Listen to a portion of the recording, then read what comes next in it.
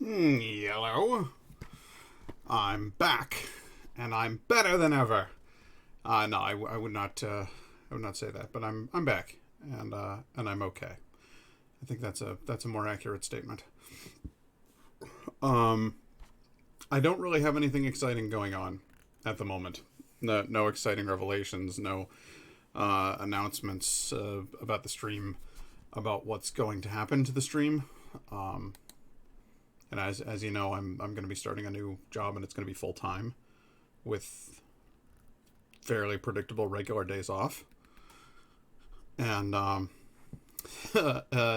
that's going to cut into the hours budget for streaming quite a bit, and I guess that's okay, because it's not as though there have been a terrible, great number of viewers. Anyway, I felt like I was making headway for a while, and then I just sort of hit a wall, and so here I am now. But some cool news about the computer. I posted some pictures up in the Discord yesterday, and that all concerns a lovely new machine that I acquired. My computer has been randomly shutting down midstream, and that is not a thing that you want when you stream. It makes people sad, or at least wise it makes me sad. So I kind of spent a bunch of time looking into it, trying to figure out what exactly the problem was, and it became apparent to me that the issue... I'm in school, but my sound is off anyways. Got to get back to class. But okay, hi Kendori. Bye Kendori. See ya. Have fun at school. I hope. I don't know. I guess we'll find out. So anyway, I did a bunch of looking around online, and the number one thing that I kept coming back to was my computer was just too fucking hot. It was just mind-bogglingly hot. I downloaded this application called NZXT Cam, and I started looking at my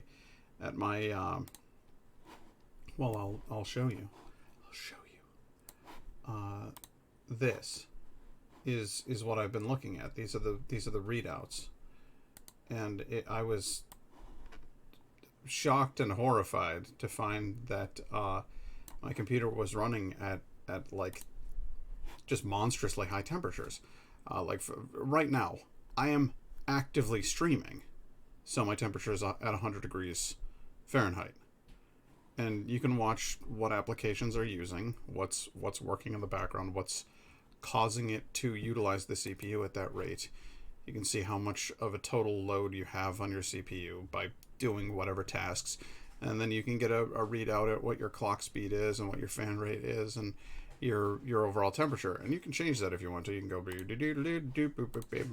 Celsius, cool, 39 degrees instead of 100. I don't know. Frankly, the U.S. should have adopted the metric system eons ago, but it didn't. So I don't know very much about the metric system anyway. My point is, 100 degrees is not a good resting temperature for a computer, and that's where it was. Like, I was at 100, 110, 115 degrees. Sometimes, most of the time, I'd be around 90 degrees, 95 degrees. Resting temperature, idle, no processes running. And I was like, well, that simply won't do. That's some bullshit right there. That's some first class grade A bullshit, is what I would call that. It made me very unhappy. And I have a sneaking suspicion it made my computer very unhappy. So I just started kind of kicking around ideas as to how I might go about fixing that. What was the problem? Well, it's a Ryzen 5600X. It's a fairly substantial, heat generator. AMD's kind of famous for this. Intel's run a lot cooler. AMD's these days run a lot better. And sorry, Intel, get your game together. Stop resting on your laurels. Do some more research. Lower your nanometer process. Improve things. I don't know, but either way, I'm genuinely impressed by what AMD can do. But hot diggity daffodil if that ain't one big old number for your base run temperature. So, looked into it on the intertubes. They said the base fan, the Wraith fan that ships with the AMD, is acceptable for like ordinary stuff, but it's not going to be enough to handle things like streaming. And surprise, surprise, critical failure occurs at like 220 degrees Fahrenheit, which means my computer was apparently reaching that temperature because that's when my computer was shutting down. So I was like, nope, that ain't gonna do. Gonna need to do better. So when I got the new job, I kind of celebrated a bit. I bought myself some games. I returned the vast majority of those games and then spent the money on an MSI liquid cooling system instead. So it was about $90, which is you know, that's on the low end of liquid coolers, and it's still absolutely fantastic. Again, this is 99 degrees, 100 degrees, whatever, with me live streaming. Live streaming is a fairly intense process for a computer to pull. So I'm pleased with that. What I've noticed is that my idle temperature can be as low as 77 degrees. And then once I start working the computer, like if I'm playing a game or whatever, it might go up to 110, 120. Either way, that's like dozens of degrees lower than what I was getting previously. So I think it's running pretty good. I'm pretty excited about it, and I'm hoping that it will continue to perform as well as it did. And I just installed it yesterday. I did, and I'm kind of testing it out. So we'll see. We'll see how it goes. We'll see if it plays nice, and if it doesn't, well, then I suppose we can always return it and look into a different option. But hot damn if I didn't see a big old change yesterday. I'm pretty excited about that. So, all that being said, I'm thinking Valheim, since Valheim is the game that unfortunately has crashed the most. I actually really enjoy Valheim, but it is, it kind of fucks up a lot. So let me hop into Valheim. Oh, you know what? I brought this whole thing up so that I could do this, so that I could share the screen with you guys, because I thought you would get a kick out of this.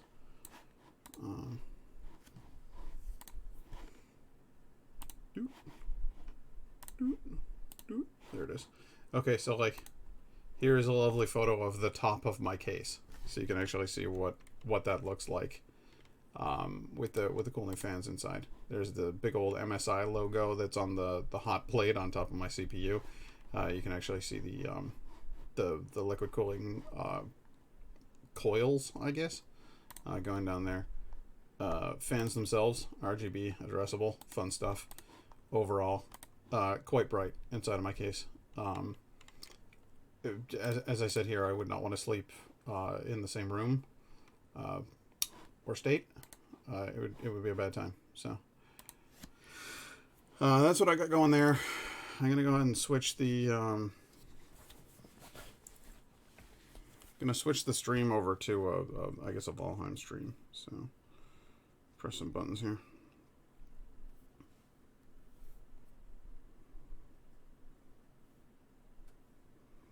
Stream manager. Valheim. Yep. And there we go.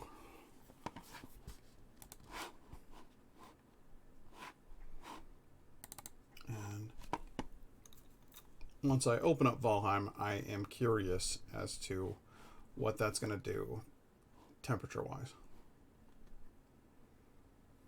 Because this is the first time I've streamed and run all of this stuff simultaneously. So with it loading, I've reached 107 degrees. Terrifying.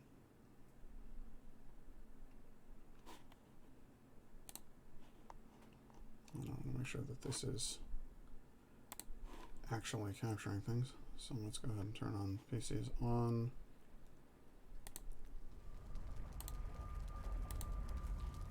Yeah, that's working.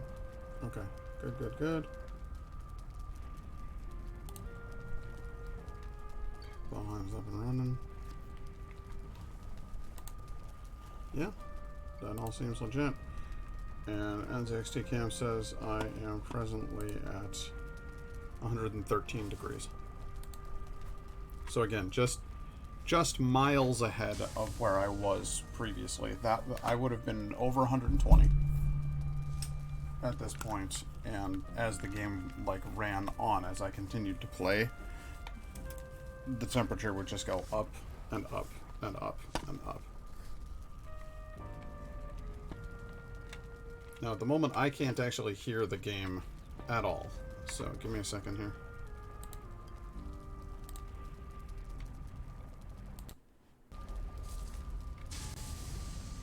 There we go. Now let me check your levels here. You're hearing the audio just like I am. Okay, good. What I've been doing in my own spare time with Valheim is just continuing on the operation of getting ore. Lots and lots of copper ore.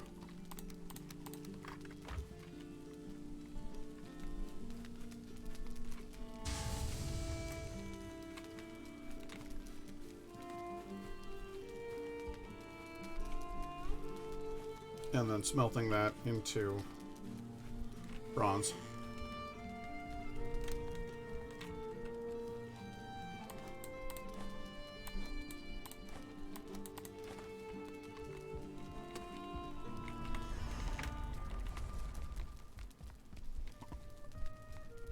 And then it tells me I'm carrying too much, which is normal. Okay, so I want some bronze. By some, I mean quite a bit.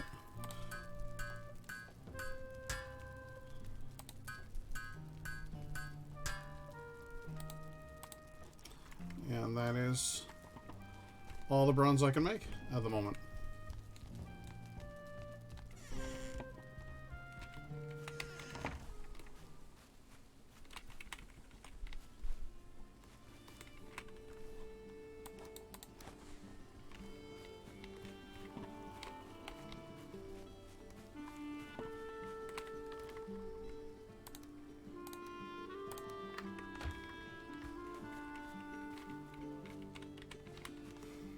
And there's a place not too far from here where I can mine some more.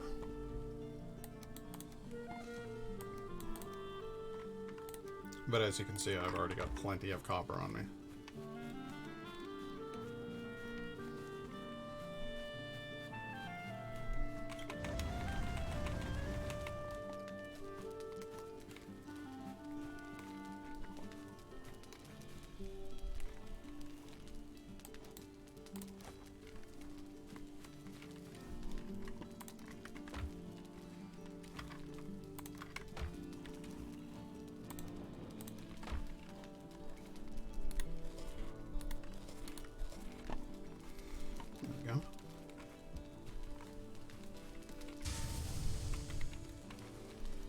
So I need to be making more coal.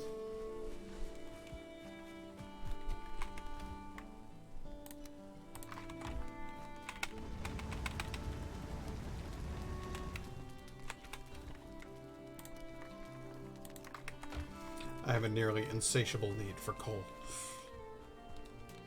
Now, I've deliberately taken off most of my armor on purpose because it adds a great deal of weight to your character, and I don't want to be weighed down because I want to be carrying all of my lovely copper that I find.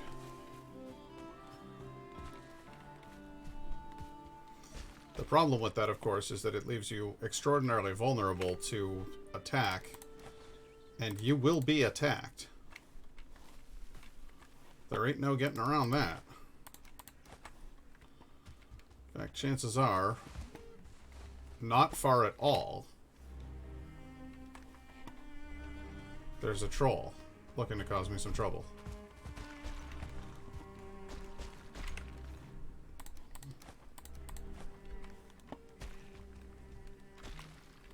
what are you gonna do? You know, that's just life. Sometimes it's difficult. Some trollable. Oh my god, baby. You've been very pun oriented as of late. It's starting to hurt. Getting a little it's like having my own personal Travis McElroy. And you know, I would have rather to Justin.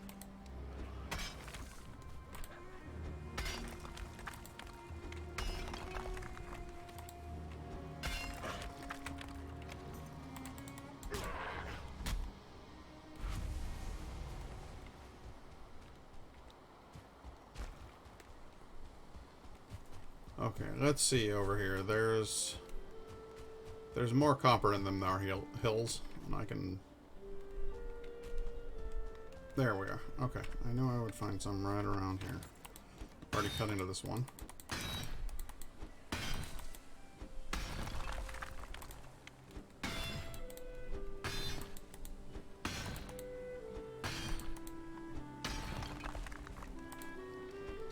This iron pickaxe is just the bee's knees. It's the best thing I've ever found. I can't wait until my character is able to make steel.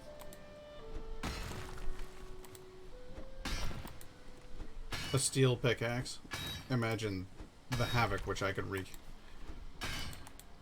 Oh, it would be marvelous. Aw, man, it's raining. That's gonna sap my character's stamina.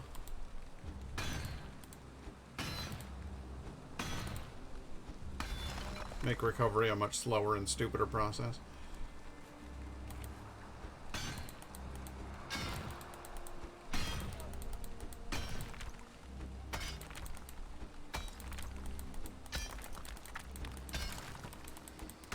Here's what you don't do in Minecraft. You never mine straight down. It's safe in this game. You can do it. You're fine.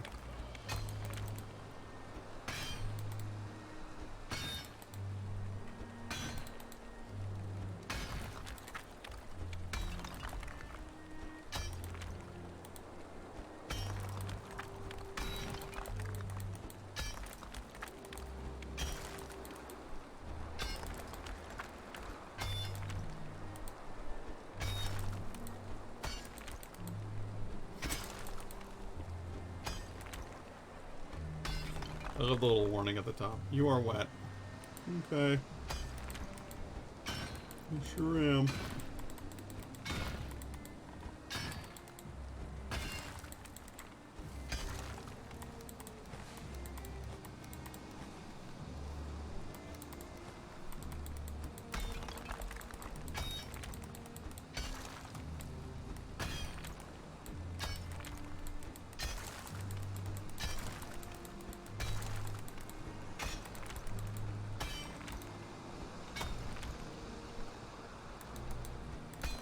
I feel like I'm about as low as one can get.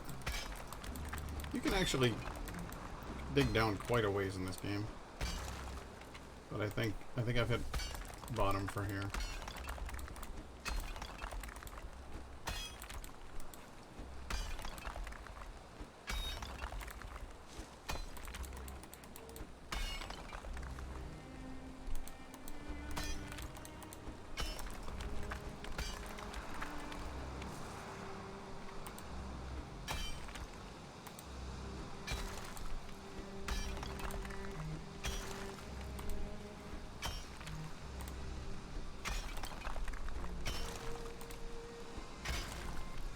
Oh god.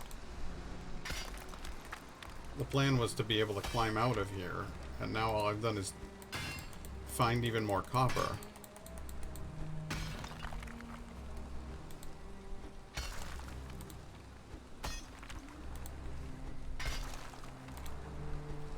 When you start to get down towards the bottom end of your pickaxe's durability, that's when you'd best start climbing.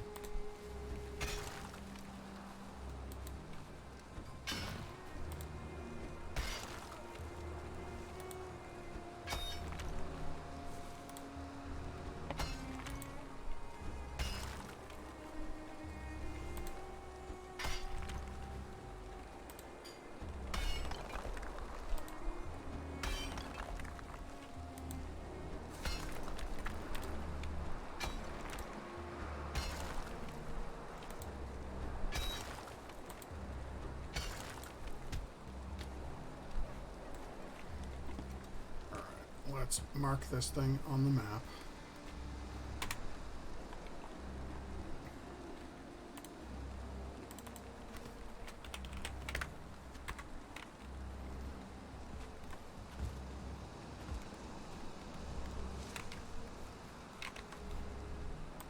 No, I don't want resin. No, I don't want rocks. Yes, I do want wood. Gonna take it back to my house.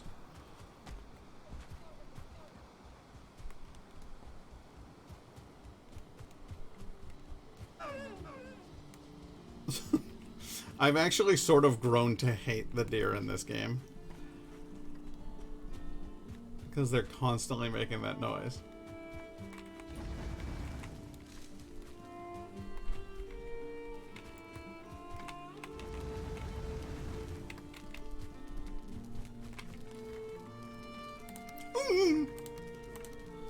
They just sound ridiculous.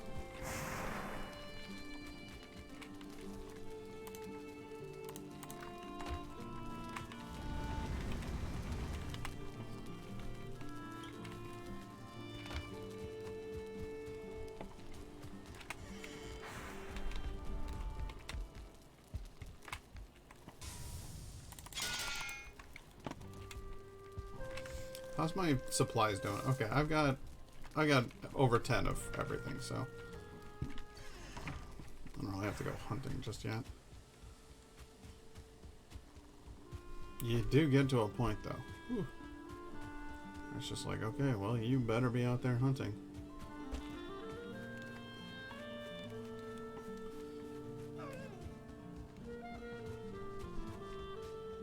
You've run yourself totally out of food. Hello, Puree.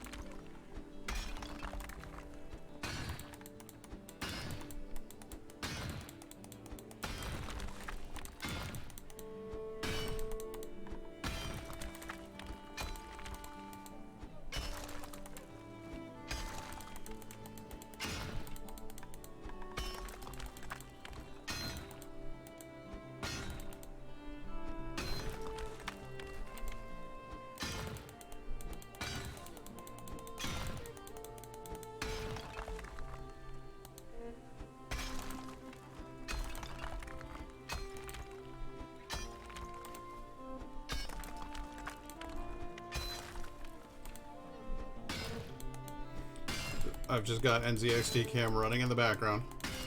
Every once in a while I'm gonna go, hup, yep, 125. Okay. It's a little warm. 125 degrees. A little warm.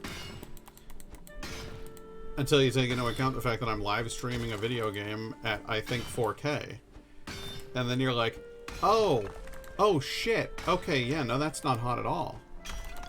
Considering the fact that the base temperature used to be 95? No, that ain't bad at all.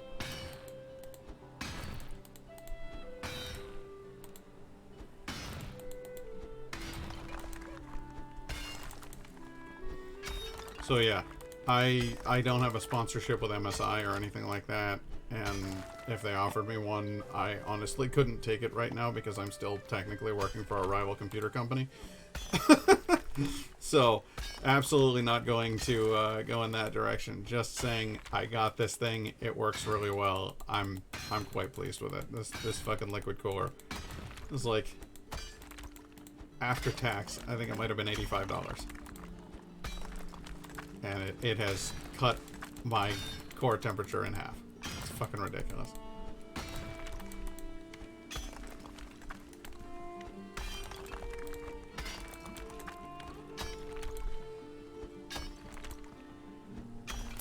And the Risen processor, like the 5600, this thing is an absolute powerhouse. This is a 6-core processor. It's not even an 8-core.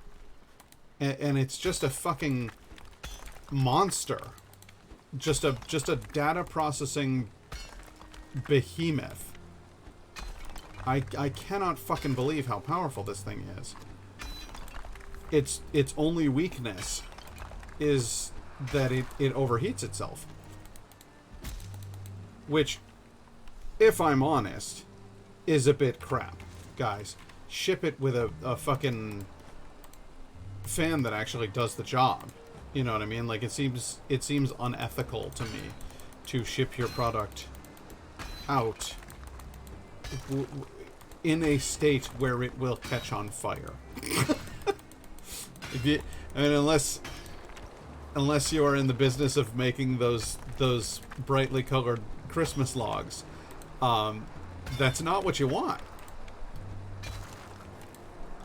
So I would have expected better from AMD. And you know how you always write a review of a product, like, right after you fucking bought the thing? You're like, oh yeah, I started up, it runs great, everything's amazing. And then, like, 6 months down the line, not even 6 months, but 2 months down the line, 6 months down the line, a year down the line, you're like, oh dear, we are starting to see some issues. You know? Well, by then it's too late. You've already left a positive review, and God only knows how many other people have taken your advice and gone out and bought this thing. In retrospect, I'm glad that I bought a computer from CyberPower, because I don't think I would have gotten necessarily all of the right components. Wiring the motherboard is actually quite an intimidating process. Like, it's not just a matter of, here's the chip, you snap the chip in. There's weird little cords with multiple pins on them that you have to find the right little dude in there to run the whole thing. And if you do it wrong, you can set fire to a very expensive machine. Like, it's a bad time. So, like, I'm glad that I bought it from somebody who had built a PC within the last 10 years instead of me, who hadn't. But on the opposite end of that, like, now knowing what I know, having performed modifications to the inside of my machine and stuff myself, I'm a little angry at the build quality. I'm a little angry at how much I paid. I'm a little angry at how much everybody is paying right now. The product shortages are really making this whole experience suck. But if you went out and bought a machine with, like, my kind of stats in it right now, I think it would cost several $100 more than it did for me to put this thing together, because I got it at the right time, and I was, you know, really careful about making sure that I didn't spend too much. I was like, no, I'm going to get these parts with, you know, these exact stats, or I'm not pulling the trigger. I'm not going to buy anything less than the computer I actually want, you know?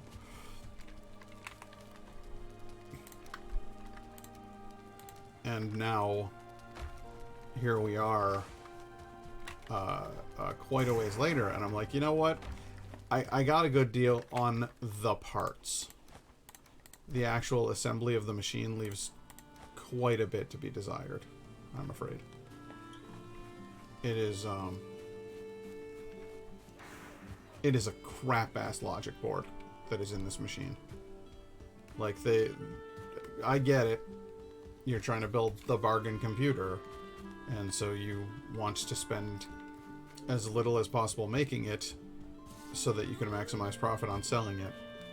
But, like, the logic board or motherboard on this thing kind of fucking sucks, guys. Like, it doesn't even have a USB-C port on it. I had to get, like, an adapter to hook up my VR headset. The ventilation on this particular case is, well, it's a bit crap, isn't it? It does not speak highly of the individuals who assembled this computer, that it was repeatedly shutting down on me while I was doing the thing that I bought it for.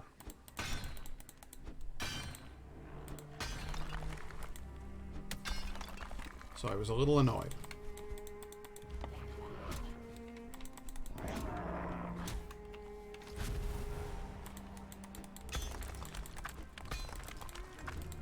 But hopefully this the cooling unit takes care of that problem in its entirety.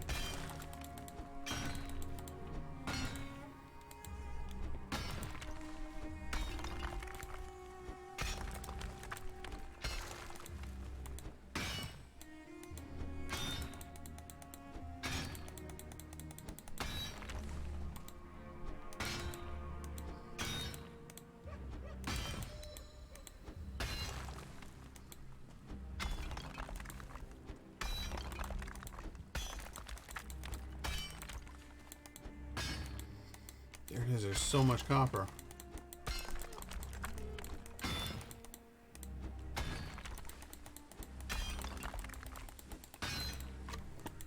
Soon we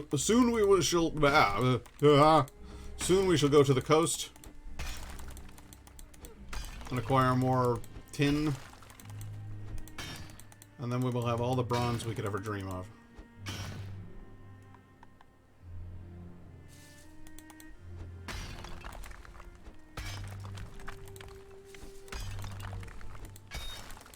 Why am I doing all of this? Oh, that's right. Because it is my intention to make this giant mead hall a fully functional production center of said mead. It is not enough to have a hall in which to drink the mead. Nah. You must have a place to make the mead in that hall. And so there will be mead stills. Multiple mead stills.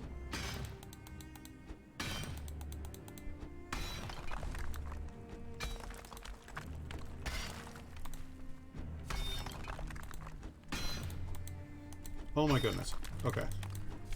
We've gone all the way around. Good.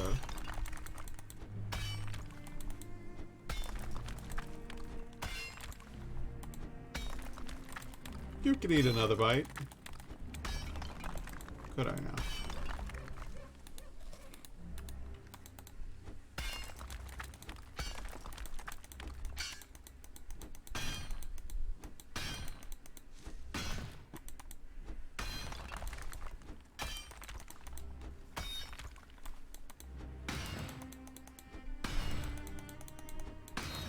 Is that just a one big strip of copper that's going all the way forward? I thought that was smooth, like grassy ground in front of me. It is not.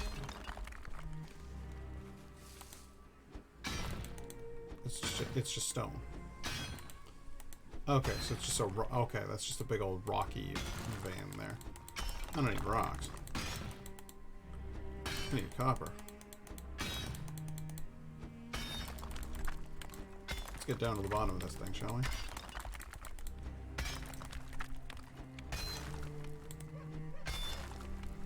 Hey, fun fact. Did you know that if you hold down the button, your character will continue swinging the pickaxe?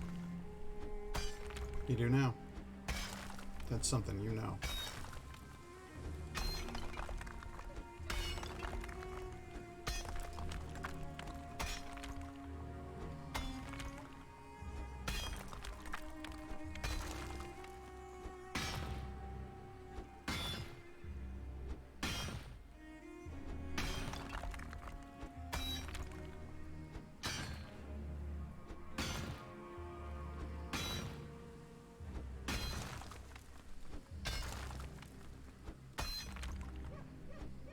Piece of copper right there. Don't need these rocks. Don't need those rocks either. Don't need those rocks either. Don't need those rocks either.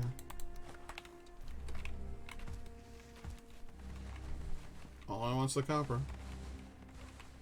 Your stone is of no interest to me. And your dwarf eyes? No, thank you. You could definitely use some wood, though.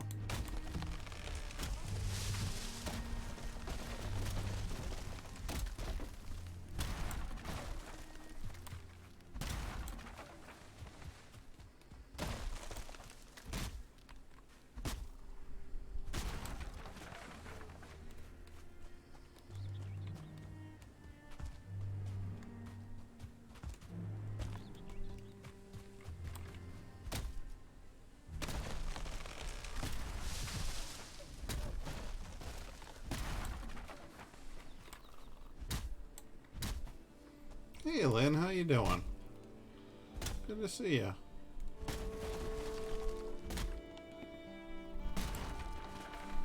Playing Valheim again, and it is part of an experiment.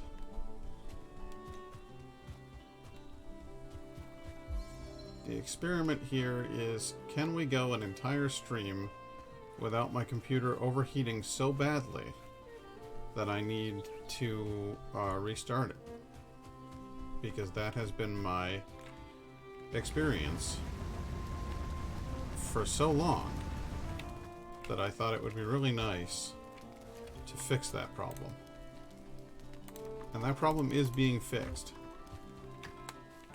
by the mods I've made to my computer. I'm excited about it.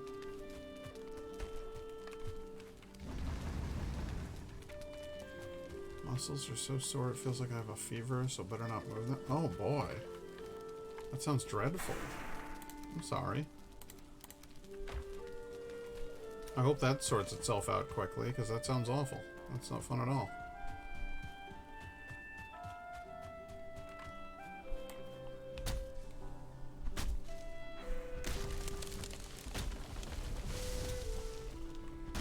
And you've got your vaccine and everything, so I hope... God, I hope it's not Delta variant. Indigo and I were feeling a bit crap the other day. Chills and stomach upsets. I actually left work like in the middle of the day. I never do that. I've been known to call in and be like, I don't think I'm gonna be very much good at work today, you know. But it's very, very rare that, like, I'm already in there and I just go like, well, can't fucking do this. Like, that's very, very odd behavior for me. So. But she stopped mid-work day too. We were most unhappy. That was yesterday. Feel substantially better today, thankfully.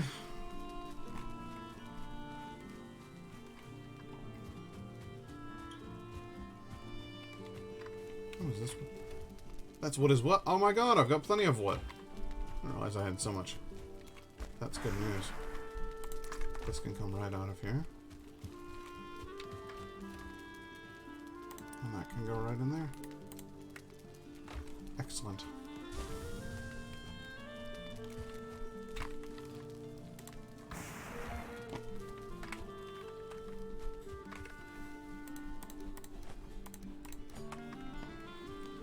Fix up my tools. Well, in any case, muscle ache. Oh god, muscle aches is just that's no fun at all. I don't like that. I'm sorry. I definitely hope that gets better for you.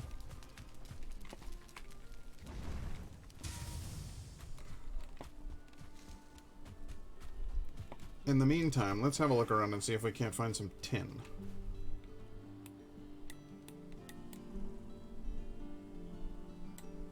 Probably be over here. We've got a fair amount of exploring to do out here, so I guess that's what I'll do.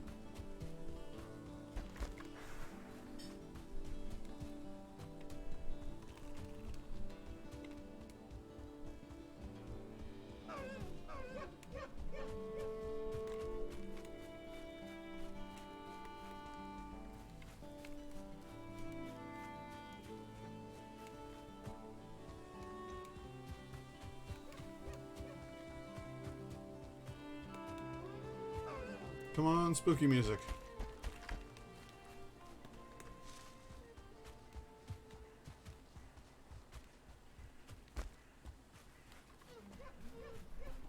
There's the spooky music. We're in the Black Forest now.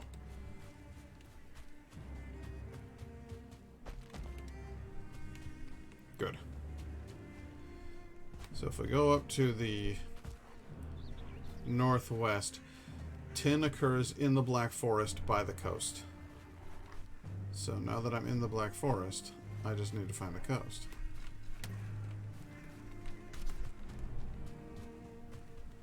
Not really interested in fighting right now. I'm just going to completely ignore those skeletons. I don't need anything from them.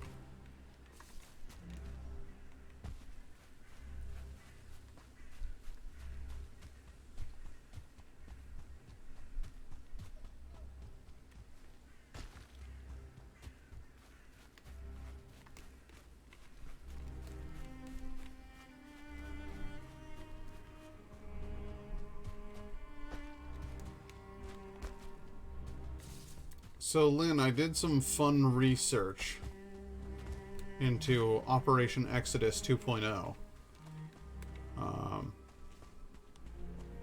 Indigo and I have been thinking about what we do if things here become violent or unsustainable, and how to go about moving on with our lives. And so I've been kind of kicking around ideas of how to get to Norway, given the fact that currently Norway is closed to anybody who's outside the EU or Schengen agreement. Leastwise, anybody, definitely anybody from the United States. So the idea goes a little something like this. Finland will have us. And I believe if you quarantine in a country that is considered acceptable, then you can come into Norway. So our theory was we might go to Finland and then from there escape to Norway. I don't know how viable that plan is, but it is a thought. Because Finland is, I wouldn't say that they're like wide open or anything. They're actually still fairly restrictive about who is allowed to come in from where and such. But they do have a specific stipulation in their current entry policy that says you're permitted to come in from anywhere, provided that you have a complete valid course of vaccination and proof thereof, which both of us do, and we're also going to go get our boosters. So yes, I'm from the US, where the filth comes from, and where they won't wear their masks and where they won't vaccinate because they're a bunch of morons. But I'm not one of them. I'm an intelligent, health-conscious individual who gives a damn about the safety of others. And so I've got my vaccinations, and so does Indigo. So that, well, even if Norway wouldn't let us in, Finland is a hell of a lot better than the United States, you know? They also have excellent metal bands, Indigo points out. I mean, obviously, but, like, I'm just saying, Yeah, so the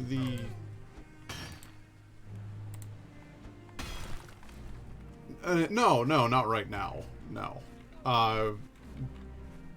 The idea is we would, at least wise, I would absolutely prefer above all other places in the world to live in Norway. I like everything about the place except for their breed ban on pit bulls. That makes me mad. But other than that, Norway's got it going pretty good, is my point. So, you know, the plan has always been try to get there. But we're not allowed in right now because of the whole COVID thing. But technically speaking, I think if you've quarantined in a country that's considered to be cool by Norway, then you can then go in. So that's what I was thinking anyway.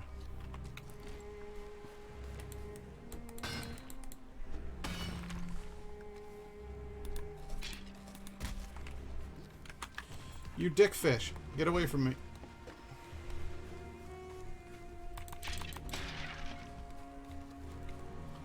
That guy almost killed me. That made me sad. I don't really like almost dying. Tends to bum me out a little bit. I don't know. I'm weird like that.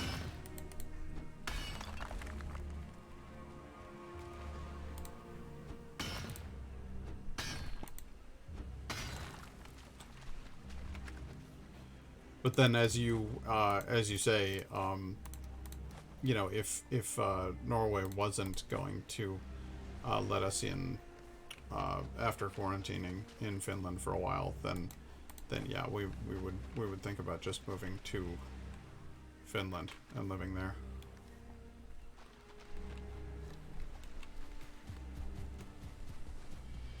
Because Finland's pretty rad.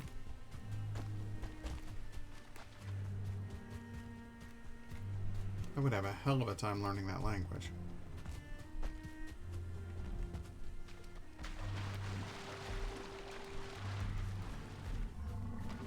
Oh, I didn't expect you to anyway. I just thought you'd be interested in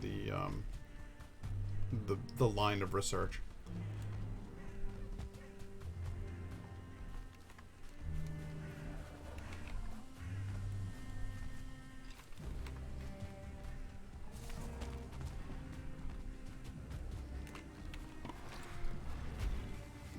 Hey, that troll is fighting that skeleton.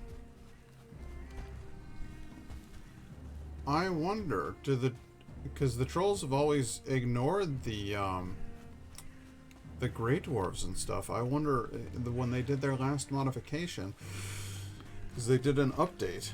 I wonder if they built in fighting between the other types of monsters.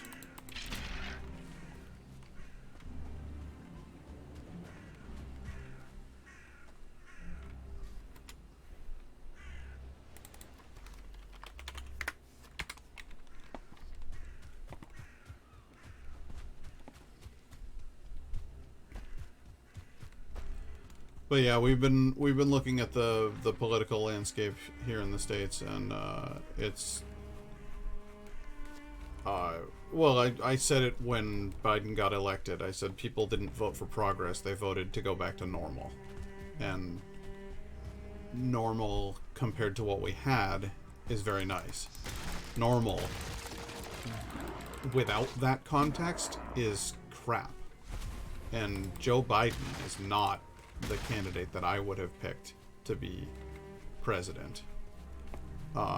Joe Biden represents basically everything that's wrong with the Democratic Party at this point. Like, he's a seemingly nice old white man who is all about, you know, capitalism, and supposedly he gives a damn about people of color and cares about, you know, gay rights and trans rights and all of that stuff, and says he cares about the environment, and yet he helped put together the pipeline deal that has resulted in this fucking Line 3 pipeline bullshit, where hundreds, if not thousands, of Native American water protector protesters have been, you know, pushed around by cops and stuff while they were literally trying to stop our water supply from being poisoned with fucking oil leaks. So I'm not a huge fan of the status quo in the Democratic Party. The way I figure it is that the Democrats are corrupted by their connections to big business and stuff, and are therefore fairly ineffectual leaders. But at least they've got the social side of things kind of right, and are trying to be hip and cool with the kids and embrace, you know, not the mainstream, like, hey, straight white people are the only people that matter kind of thing. They seem to be doing a lot better about that, whereas the Republican Party is just straight up evil. Like, there's no, at this point there isn't. I used to try to believe in finding a middle ground, where I'd be like, oh yeah, well, the Democrats and Republicans should try to work together, and you know, our country, these are our neighbors, and we have to find a way to find consensus or whatever. And it's like, nope, sorry, I'm not reconciling with fucking neo-fascists. Like, that's just not going to happen. You guys fly Confederate flags. You fly "Don't Tread on Me" flags because you're too afraid to fly Confederate flags. Or you fly Confederate flags because you're too afraid to fly Nazi flags. or you just fucking fly Nazi flags because you're totally cool with that. Like, I'm sorry, but I'm out. I'm out. I'm not interested in any of that shit. Y'all can go to hell. So, I don't know. We're just very, very worried about what's happening here. Because Biden is not going to fix what's wrong with the right. Biden is just another Democrat, like a Nancy Pelosi or a Chuck Schumer, who's going to talk a lot and not actually get a fucking thing done over the next couple of years. And then, because everybody in this country seems to view politics the same way that they view fucking football, we're gonna go like, okay, we had the Democrats in office for a while and we don't like what they like or what they're doing, so now we're gonna vote Republican. And then the Republicans will get in office and we won't like what they do, so we're gonna vote for the Democrats again. Like, we're just sort of passing the ball back and forth, except one of those parties is actively seeking to rewire the voting system so that even when they don't get majority votes, they can stay in power. And so eventually the ball won't get passed back and forth anymore at all. We'll just get pushed further and further to the right until the left can't take that anymore, and then there will be like an actual rebellion, and then we'll wind up in a second civil war. And I'm not here for any of that either. It's all going to suck for a while. Like, it's gonna take a while to fight that one out, you know what I mean? So I'm just like, can we just fucking go? I was never really all that invested in the US to begin with. It's just the place I was born. So can we just fucking go, please? So that's how I'm looking at it, and I'm pretty sure that's how Indigo's looking at it too these days.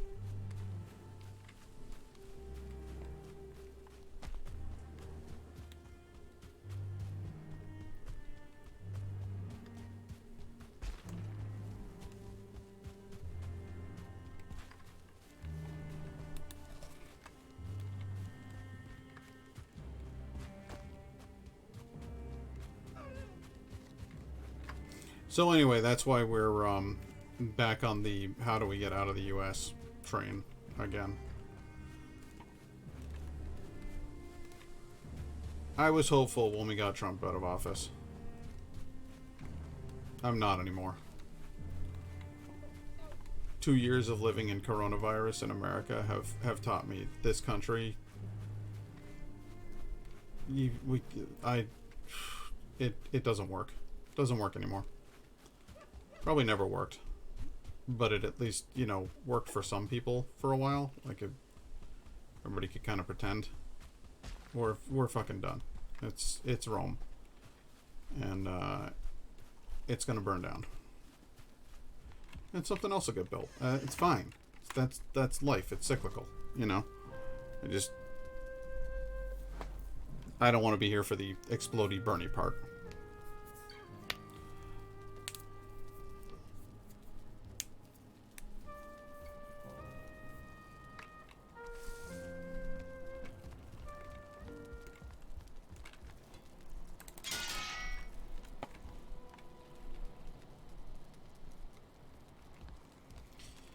Yeah, I can get behind that. I understand that completely. Hey, Kendori. How was class?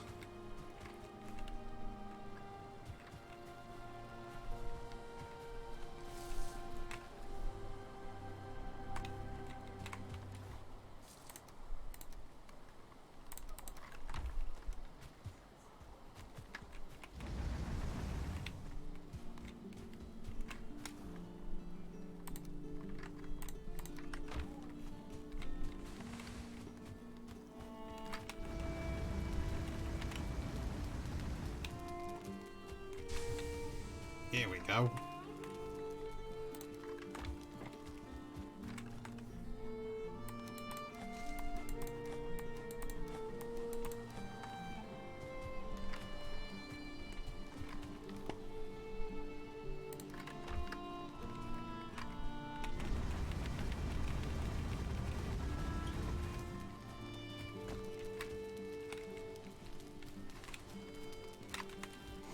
Now, we've got lots and lots of copper. Now we need lots and lots of tin.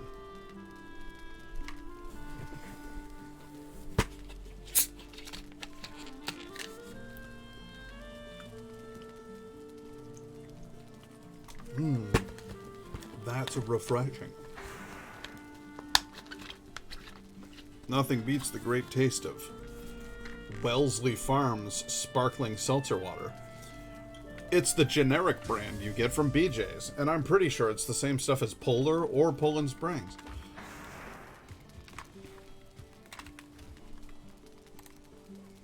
But I don't know that for sure. Alright, let's take a look at things I want to build. So, things I want to build.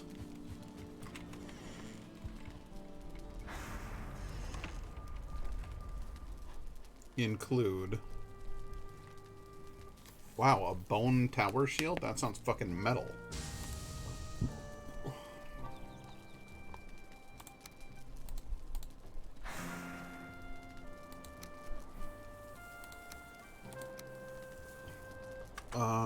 Three hammer. Yeah, four hammer.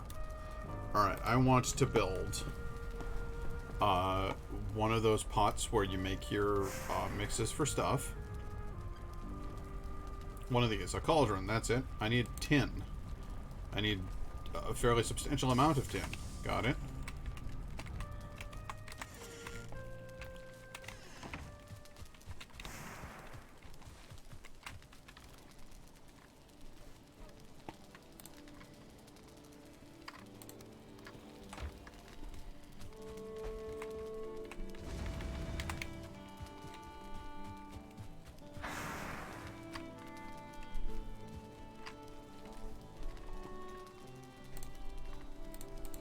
What else can I make?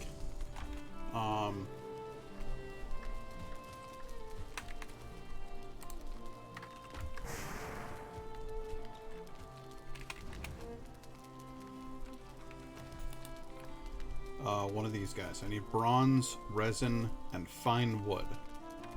Okay, that I can do. Resin...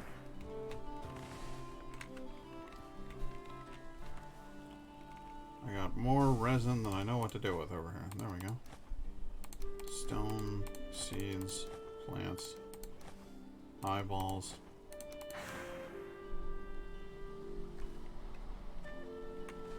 More resin. There we go. Alright, so I need fine wood. Let's go find some fine wood. It better be spectacular. That right there is birch. Good choice. I don't want to strip mine this place though, so.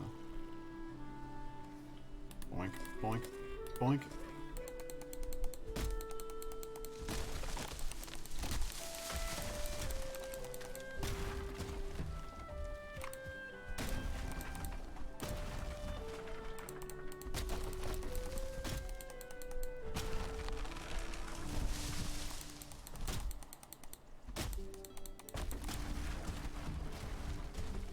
Jesus.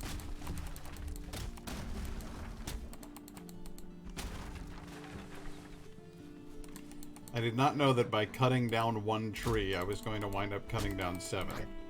You, get away from me, you little shit.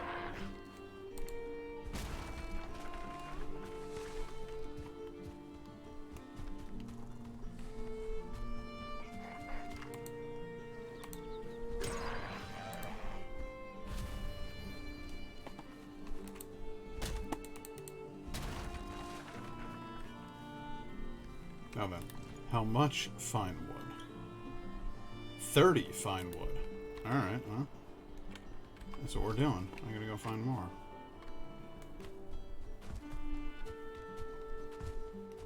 More birch. Birchibald T. Barlow's.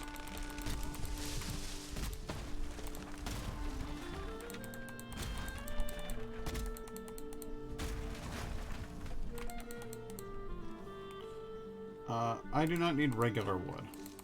I exclusively need fine wood. That's what I'm here for. The 5th of November. The gunpowder treason and plot. I know of no reason the gunpowder treason should ever be forgot. Well said, Laura. Bar meat.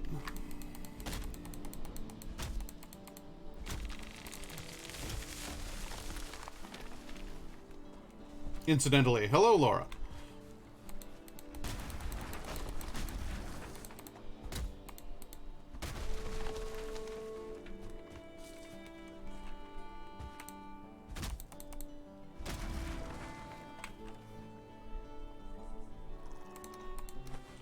Regular wood? No need for you. Fine wood? Now that's the stuff. That's a beech. That's a beech. God, am I gonna have to cut down every birch tree in here? I hate it. Been waiting all day to say that once I realized the day. You know, it's funny, like, I used to hang out with this chick who introduced me to the movie V for Vendetta. And so every year on November the 5th, I would send her just a single text or a message or an email or something that said, remember, remember. And she and I haven't talked in like a decade, so I used to like mark the calendar to make sure that I said that. It's funny how certain things are like important right up until they aren't.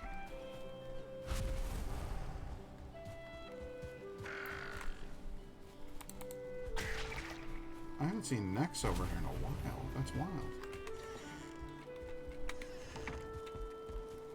Roast me some neck meat. Roast me some neck meat.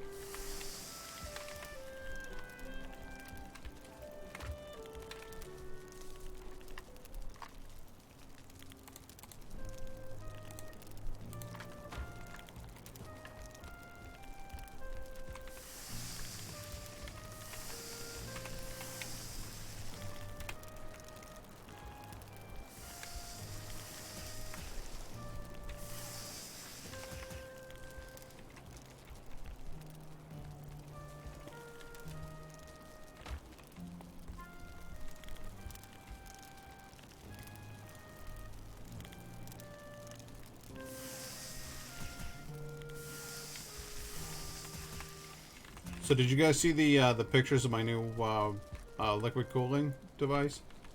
It's quite cool. Much like the ring after you take it out of the fire.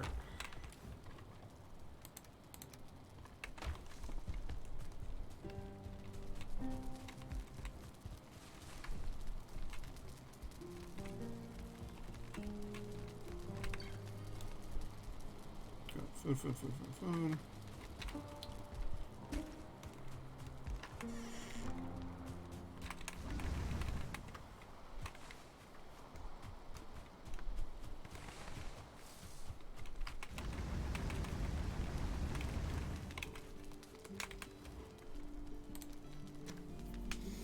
Alright, tin.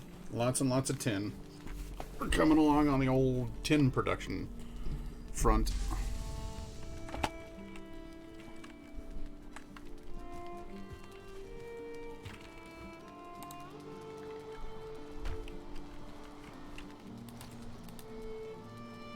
need 10 tin to make a cauldron.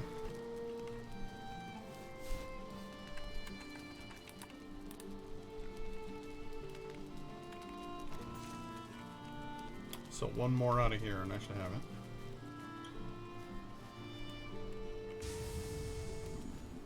It was fun. It was legitimately fun to, like, open up my computer case and tinker around in there. And seeing the results be as good as they are is also just awesome. I don't know, it just feels really cool to, like, do something like that.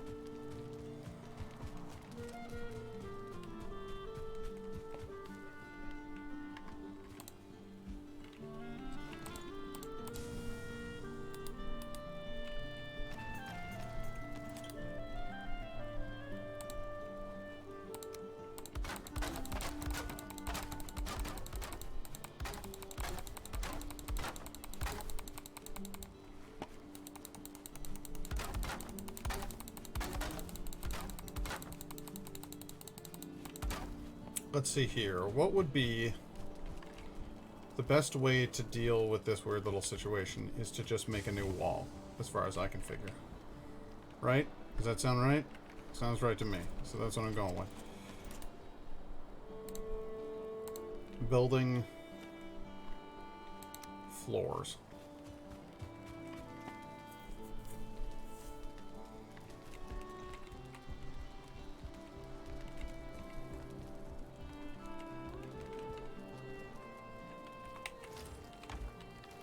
I need regular wood.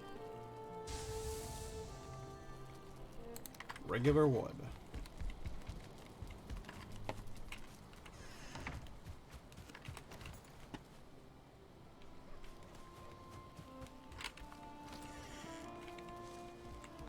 Horizontal planks. Got it.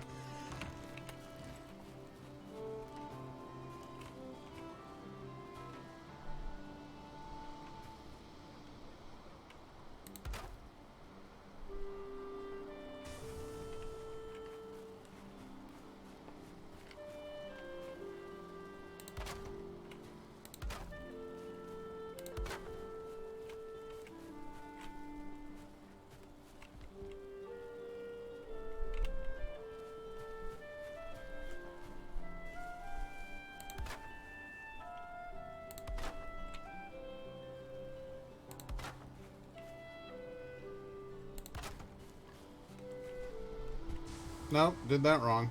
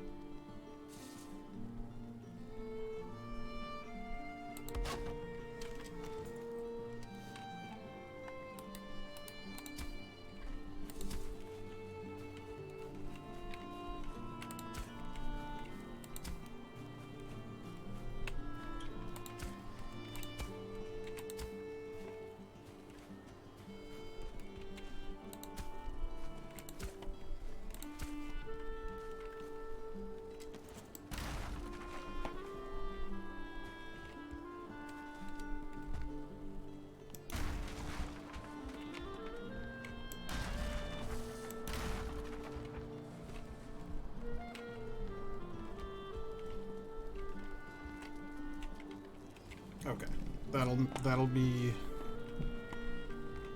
the door.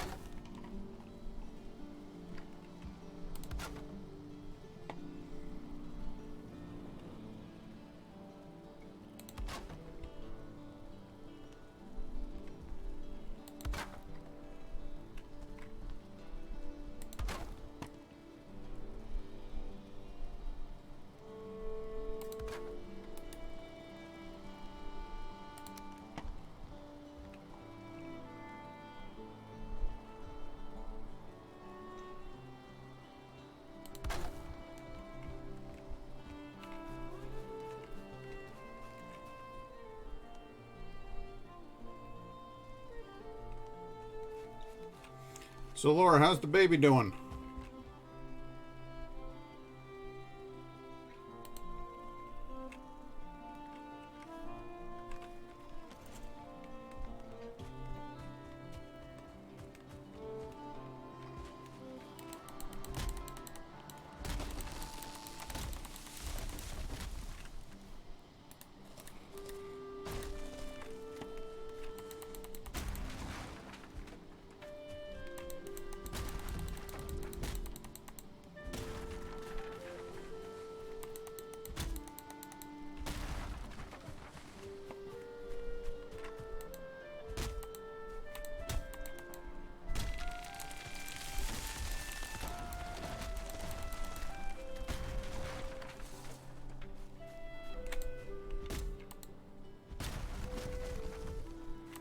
Starting to show your belly who's boss?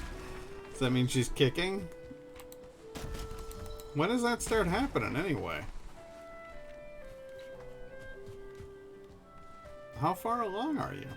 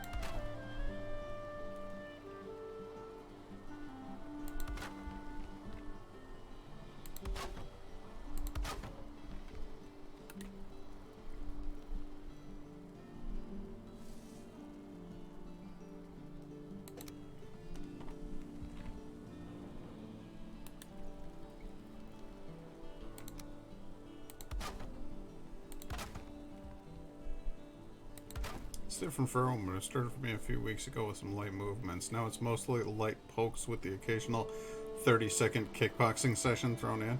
Fantastic. So what you're saying is the kid's going to be a badass. That's just fine by me. I support it wholeheartedly.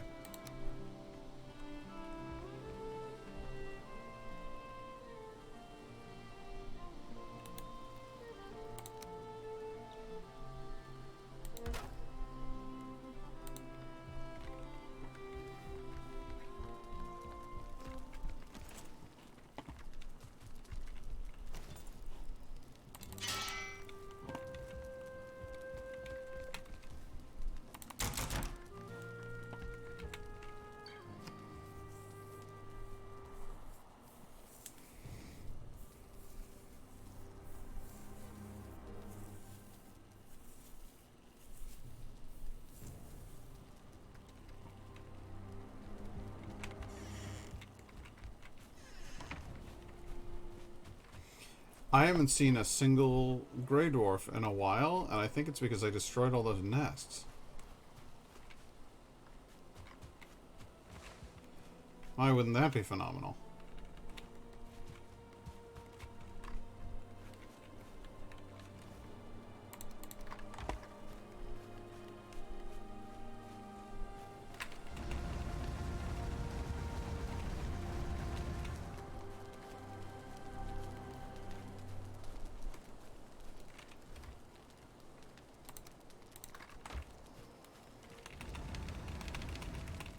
25 weeks.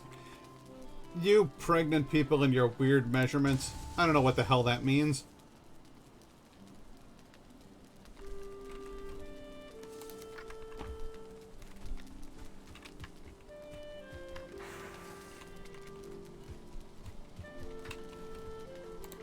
What'd you say, babe? About half a year. Yeah, that makes sense. So you're about 6 months in.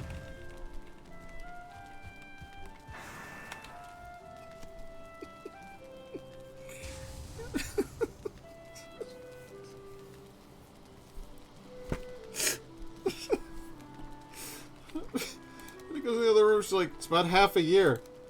You fucking moron. Like, no, she didn't say that part, but like, it was just like, fucking obvious, you know?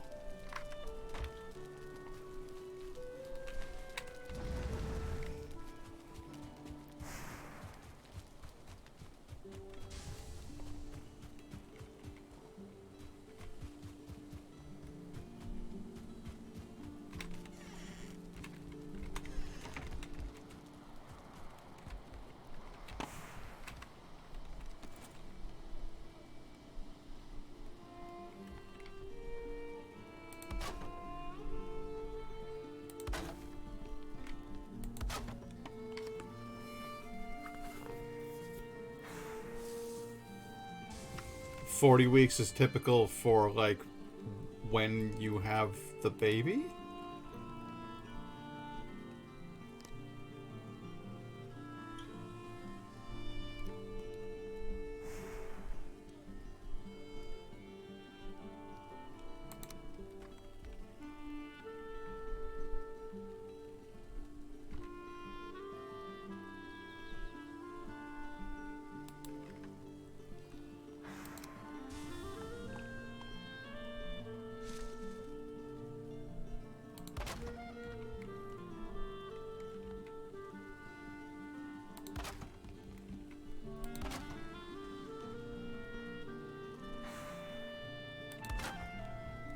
Oh, I knew that the whole 9 months thing was a load of horse apples. That much I was familiar with. Everything else, colossal mystery.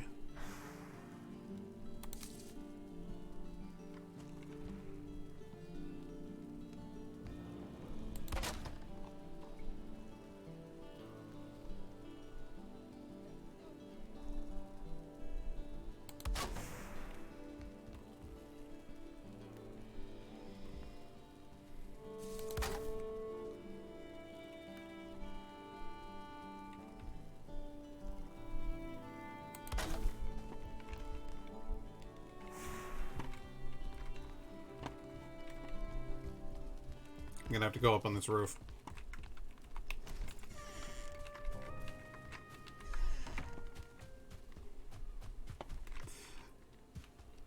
No, yeah. No, I knew that. I also knew that people, when measuring pregnancy or talking about, like, when people talk about their kid, like their young kid, like, how old is he? Oh, you know, like 45 weeks. And I'm like, so how old is that? You know, like, it's just kind of a weird. It's for the not informed crowd, for the out crowd, the non-baby crowd. The whole language gets a little weird. Is what I'm saying.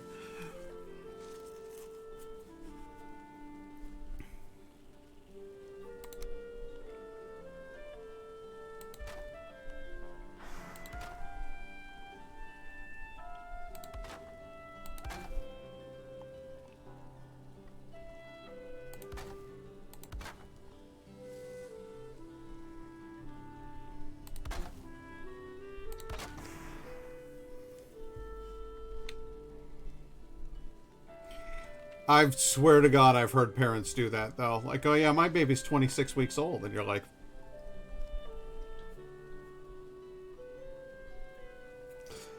And you just try to move on with your life.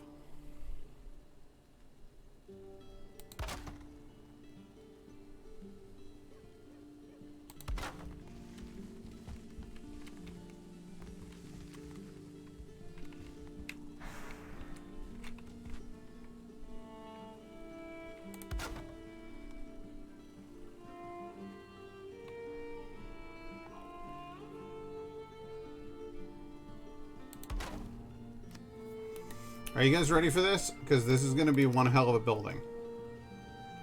You wait and see. You're going to be blown away.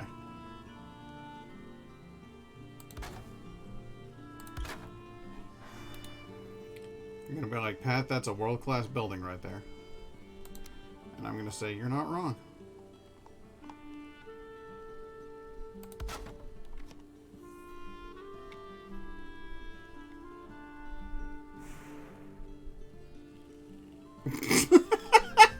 That's good enough for the likes of you. I love it. Laura, the important part to me is that you just continue being exactly who you are, and this kid's gonna do just fucking fine. This kid's gonna be fucking awesome. I grow up watching George Carlin routines and shit.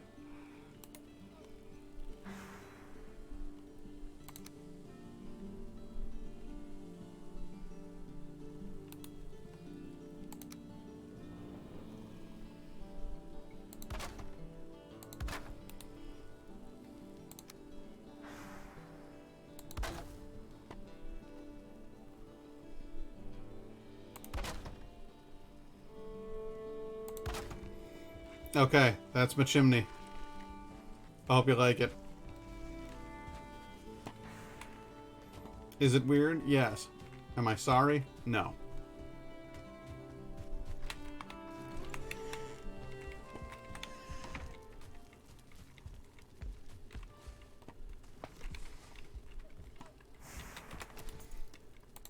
Now let's make...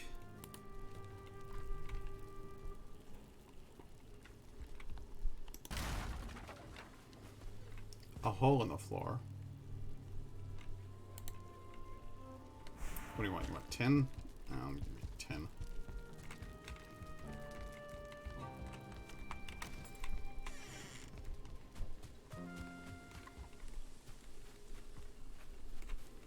She's gonna be a cool kid. You guys are gonna be cool parents.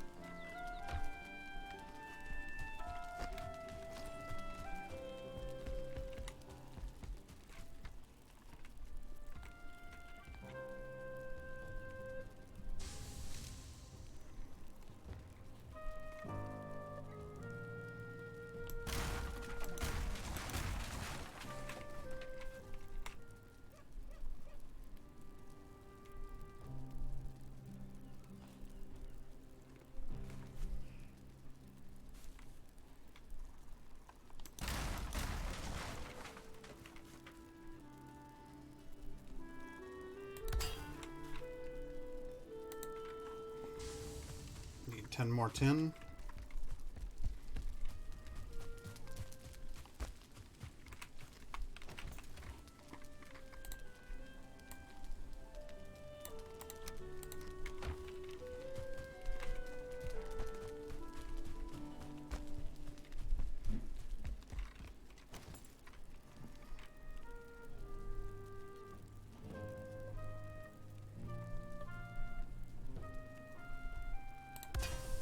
There we are.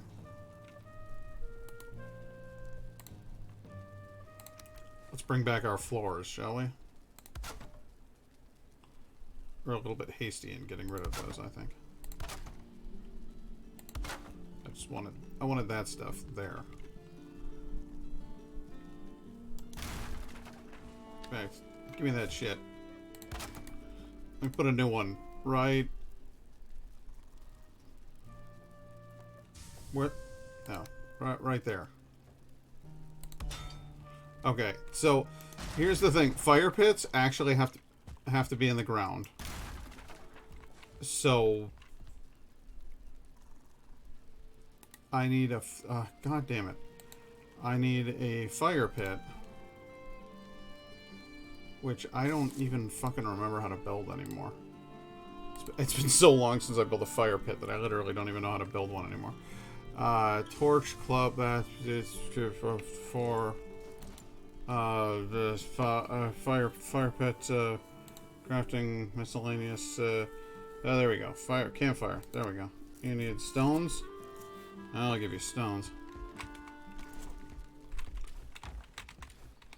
First of all, get that shit in there. Second of all, give me those stones.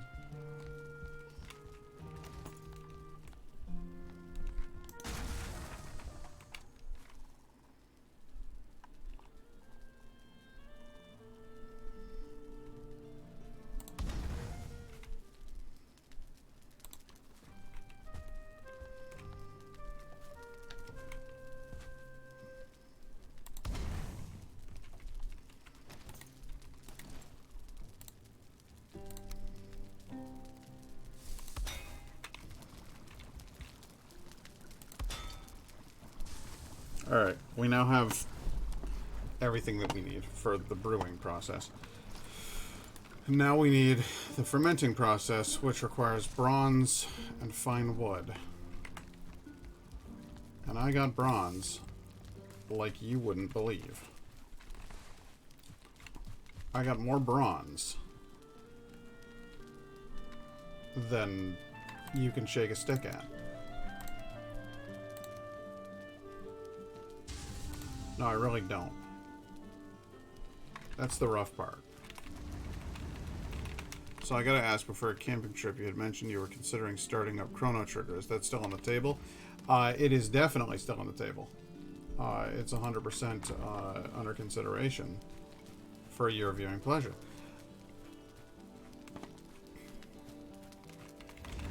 I started doing Valheim today because I wanted to stress test my processor. I wanted to make sure that this fucking liquid cooling unit that I installed actually keeps this thing cool, and that this stream runs seamlessly. I don't want it shutting down anymore. I paid, like, I think it was $14.99. So I think it was, after tax, let's say $1,500 for this fucking machine. I could have bought a MacBook Pro for $12.99. I could have bought an augmented MacBook Pro for $14.99. This fucking computer cost a lot of money, and I need it to do what it's supposed to goddamn do. So, I've been very, very grumpy about this fucking thing for a while, and I needed to make absolutely, positively sure that it was going to actually perform appropriately. That is of huge importance to me.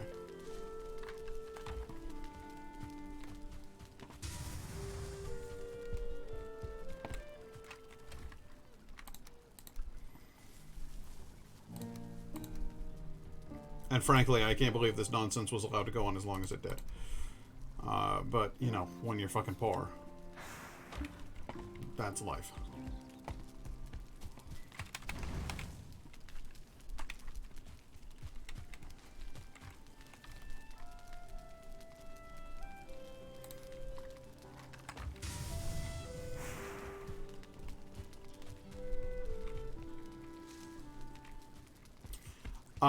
Hey, let's check in. Dun dun dun dun dun. NZXT cam tells me 139 degrees. It's up there. You know, running a game like this, and streaming at the same time, that it can get quite hot. Critical failure is 220, so I am currently almost 100 degrees under whatever it is that shuts it down, that's been shutting it down.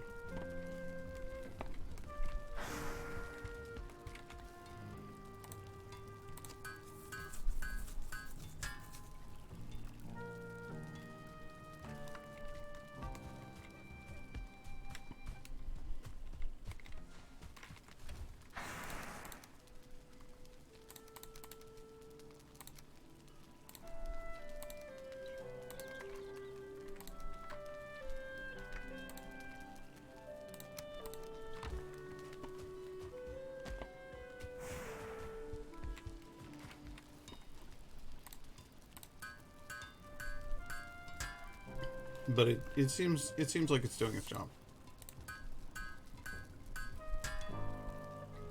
It's very good news.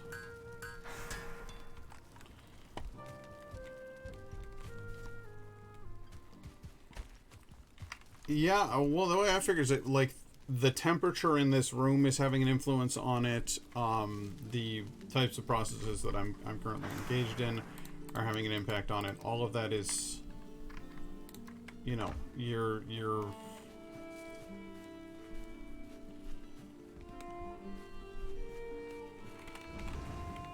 it's a soup with many ingredients, you know? Not really sure that's the proper metaphor, but, well.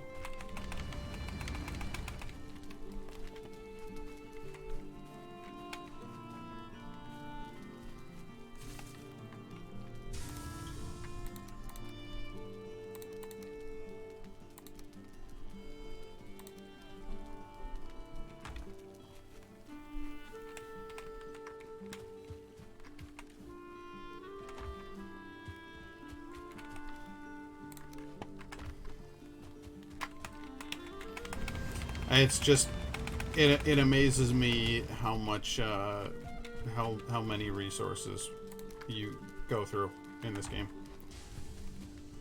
Like, everything that you do is quite costly on the material end. I want to learn how to make mead bases for poison resistance, minor stamina, tasty. I don't know what that even means. You can make a mead that's tasty. Cool. Frost resistance, medium healing. Frost resistance is what I want. I want to try to explore, like, the spookier zones up in the mountains where there's wolves and such. And I want to be able to go up there, you know, freely and comfortably without dealing with the whole you're freezing to death thing. That's a bad time. What's this? Iron over there. Ba-do-do-do. Good. Cool. Is it almost nighttime yet? Can I go to sleep yet? Yeah, I can. Okay, cool.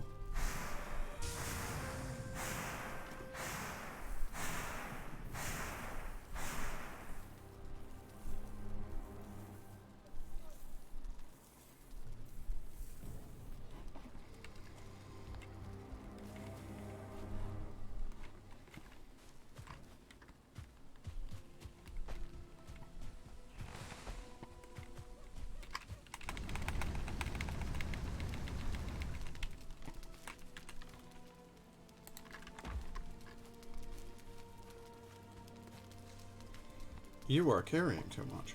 It's true. All day, every day, I am carrying too much.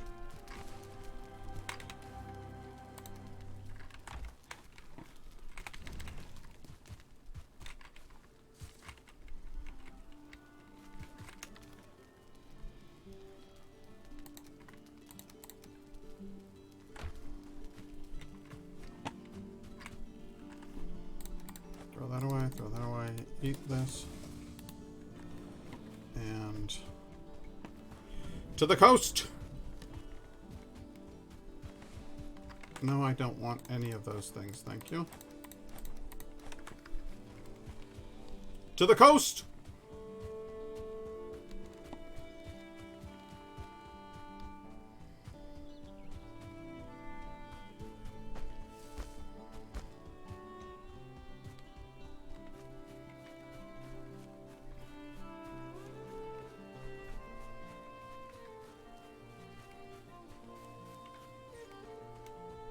But yeah, I was concerned that, like, it was gonna make this room super hot because I'm kicking out so much heat from the computer. The fans are so effectively removing that heat from the computer. I was like, oh my god, there's no way that this is, you know, this room's gonna be a furnace. But the good news on that front is summer's fucking over, baby. There's a window right behind my TV screen, and it's fucking cold out there. So if we don't have, like, this room, I don't believe that there's a radiator anywhere in this room. So I'm fairly certain that this room doesn't get the heat. Which is good, because I don't want the heat in this room. I want this room nice and cold. And that is, if I wanted to, hell, I could open up the curtain, and then I just have, like, bare window facing this room. And the one of the great things about living in an apartment complex is that the landlord is guaranteed to do everything as cheaply and shittily as possible in order to make themselves as much money as they can. So the windows are not immensely insulated, and therefore, you know, a lot of the heat from my computer is sapped directly out into the cold outside. So, haha, landlord, you thought that you were being shitty, and just shameless profiteering. You've done me a service, a free service. You fuck. That's a joke that my landlord absolutely does not need to hear, by the way, because I really don't want to be evicted.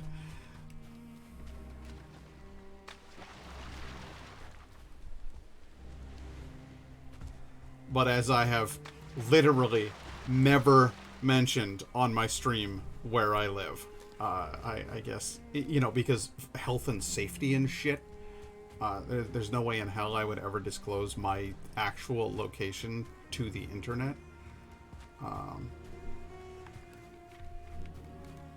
That's not a risk, you know, we're good.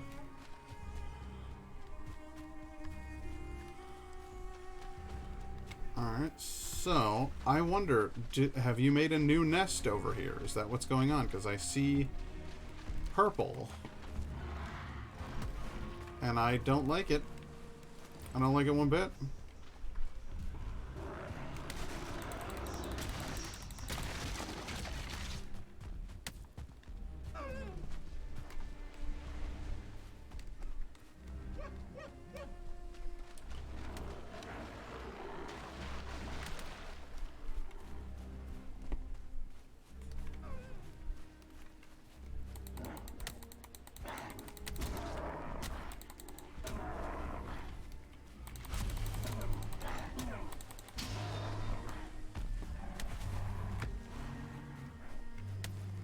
Was really, really hoping to avoid the troll. Didn't really want to encounter a troll.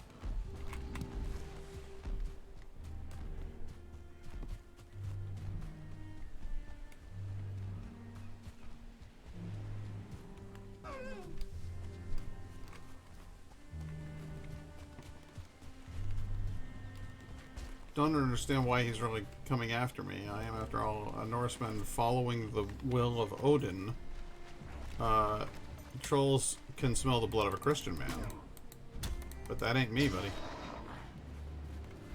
So whatever it is you smelling, that's somebody else's.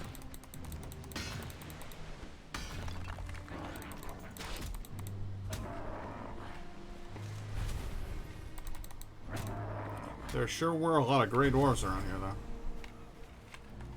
And now there sure aren't anymore.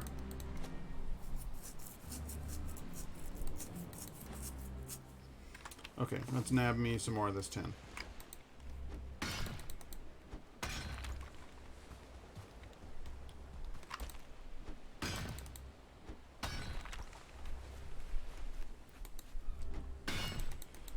As much as we can carry. Because it goes a long way compared to copper, but not nearly long enough.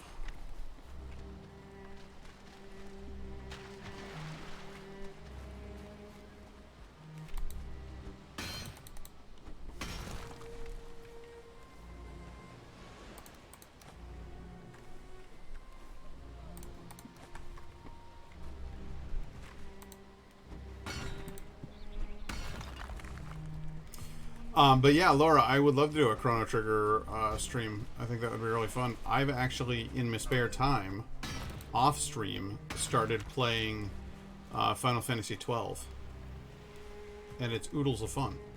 I'm, like, really genuinely enjoying it.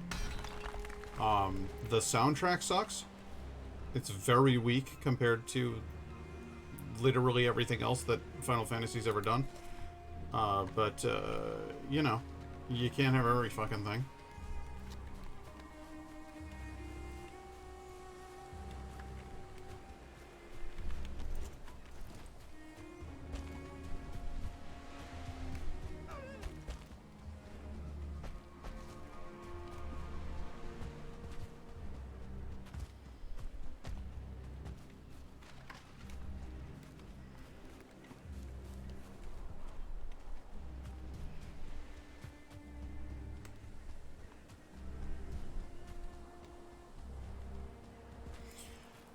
It reminds me of early stage World of Warcraft.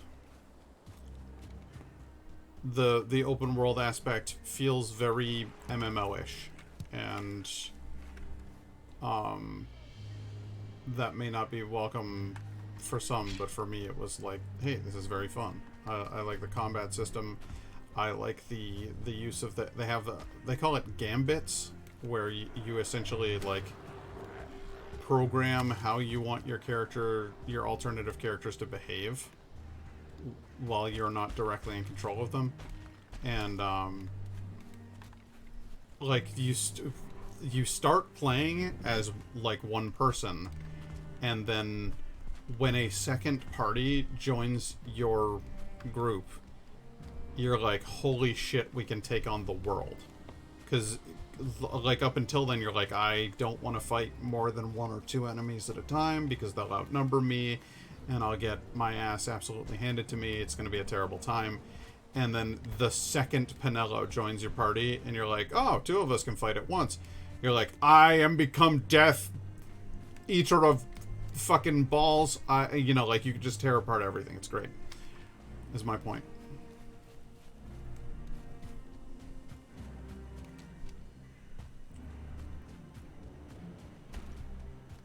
And at least thus far, I'm finding the characters, like, enjoyable. Like, well, I forget how, it's I know it has two A's in it. It's like Voss or, like, Rob. Or something like that. But he's fun. He's a, you know, a cocky little street urchin. Very, very, Aladdin kind of feel to him. Penelo's the sensible one who's always, you know, putting him in his place. I like that dynamic. That's fun. I'm really digging the idea of what it would be like to live in a city or a kingdom and then all of a sudden just have fucking people take it over and now you're just living under occupation. And what it would be like. I like that a game is taking on the concept of, okay, hey, what's it like to fucking grit your teeth and clench your fists and put up with this sort of humiliation of these people walking all over you on a daily basis? How does that feel for you? You know? And then asking the questions, like when they first introduced, there's this dude who's and the music, because it was, I believe, the first Final Fantasy that Uematsu was not involved in the composition. Yeah, that's 100% it.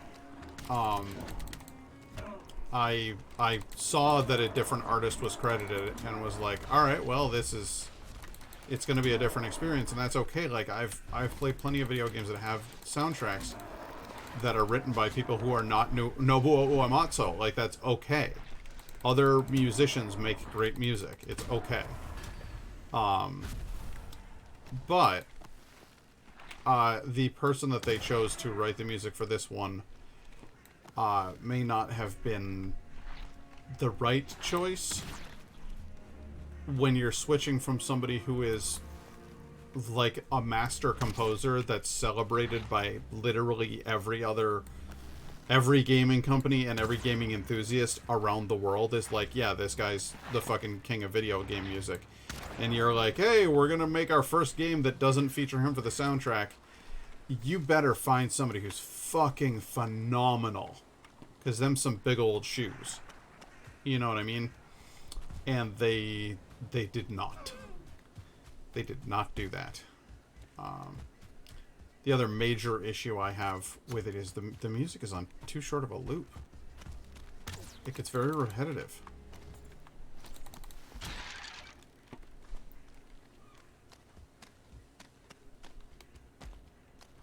But as previously stated, they were big old shoes to fill.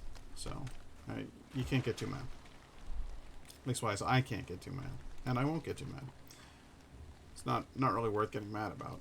The music's still fun. It's just not life-altering. The way that Uematsu's fucking soundtracks are literally life-altering. You're like, oh, okay, cool. I feel things. This music has made me feel things. And from now on, whenever I hear it, in any context, I'm gonna choke up a little bit.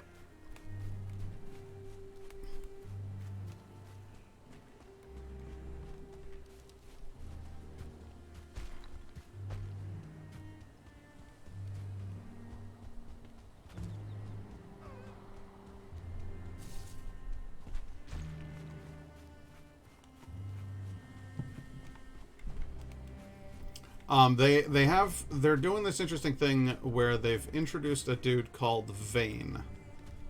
Lord Vane, or Consul Vane. He's the new consul. He's the son of the Emperor, and he is the guy who is going to be the governor for your town, your kingdom that the Empire took over.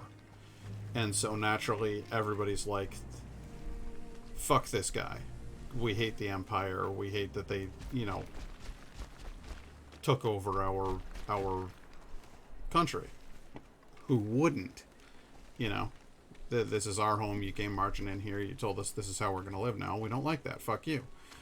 But then the fact that the dude actually, he gives this speech where he's like, your king believed in peace. And you can hate me, but your king wanted you to incorporate. Your king wanted you to lay down your swords and to try for a peace. The war is over.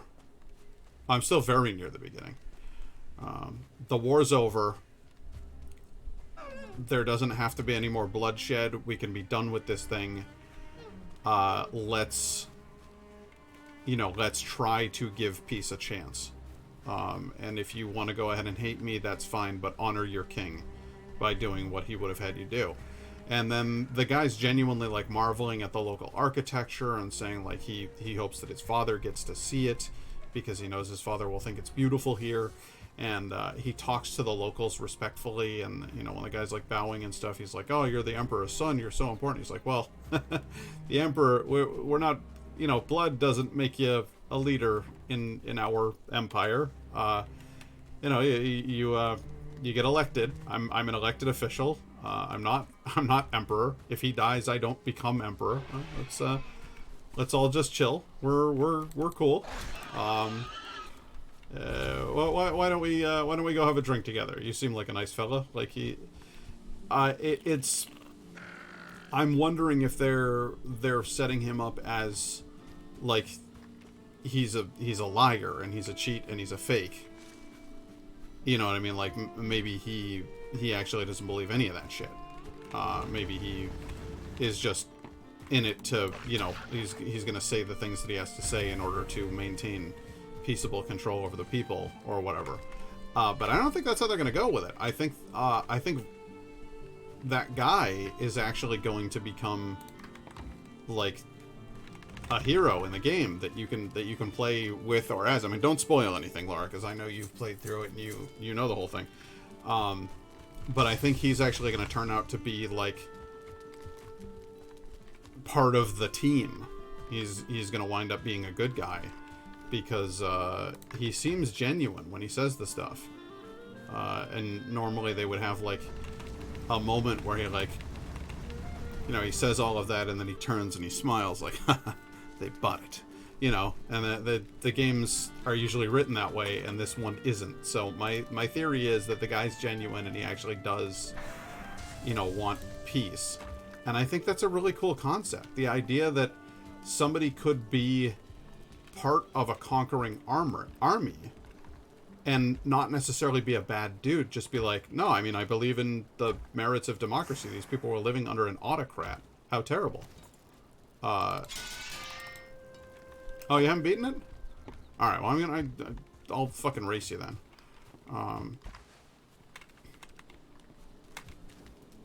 Because the idea that this guy might actually be a good dude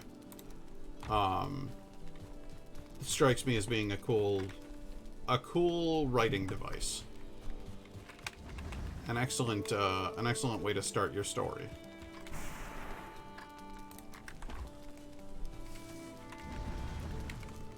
Because, I mean, what is America? We're a supposed democracy, and we've launched wars on other people's soils and occupied their land. And, you know, we always say, oh yeah, we're here to help, you know, protect your freedom. We're here to make sure that you get to be free instead of having to live under the tyrant who used to be your governor or whatever. Like, we supposedly stand for all of that shit. I know we fuck it up a lot, but there are people who genuinely go over to other countries and fight those wars because they actually really do want to try to help people. So I thought it would be kind of interesting if you had this guy in the game who you resent because he's, you know, he's an imposing authority figure from a culture not your own, and yet at the exact same time, like, what if he turns out to be okay? What if he turns out to stand up for the right things? What if he finds out his father is a tyrant and goes, all right, well, this isn't what I signed up for. This isn't what I fought for. This isn't what I was raised to believe in. This isn't even what you raised me to believe in. Like, you're a hypocrite and I hate you. That would be a cool story. Be a neat idea. So.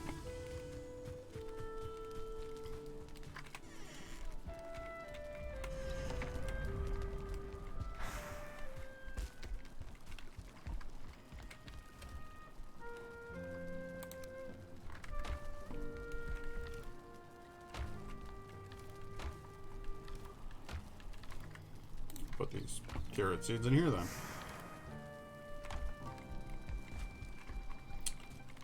Let's have a nap, shall we?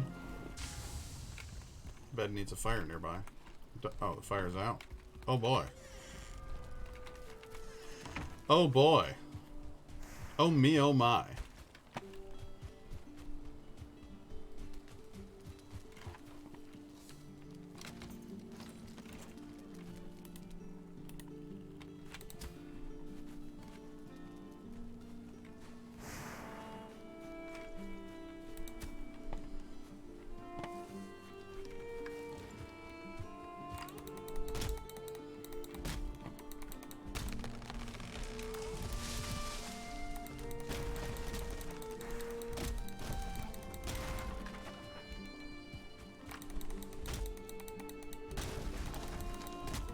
I also like that they included a whole bunch of other species.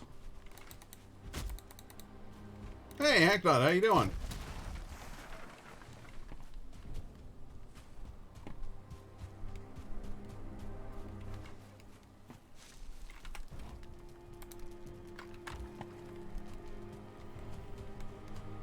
Oh, you can't? Well, that's a bummer. Sorry, bud.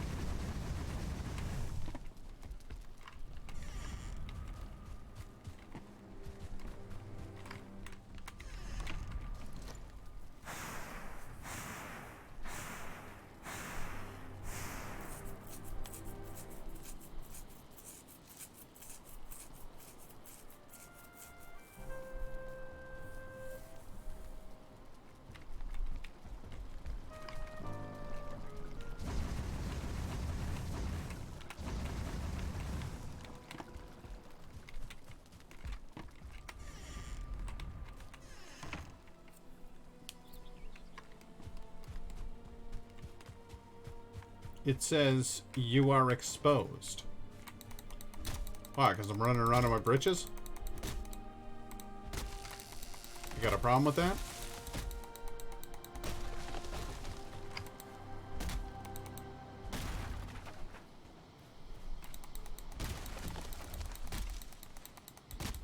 Sometimes I like to run around in my britches.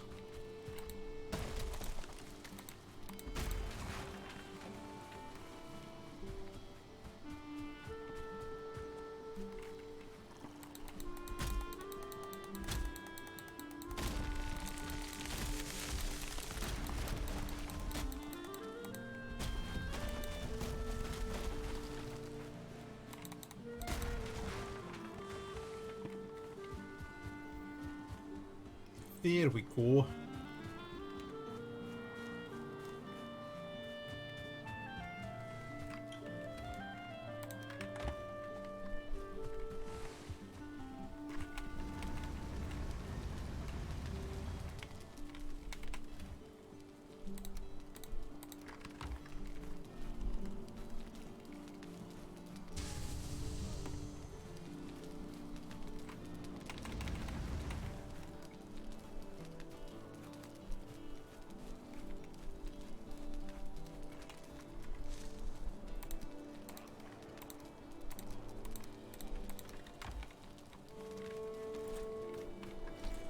Come back here. You coward.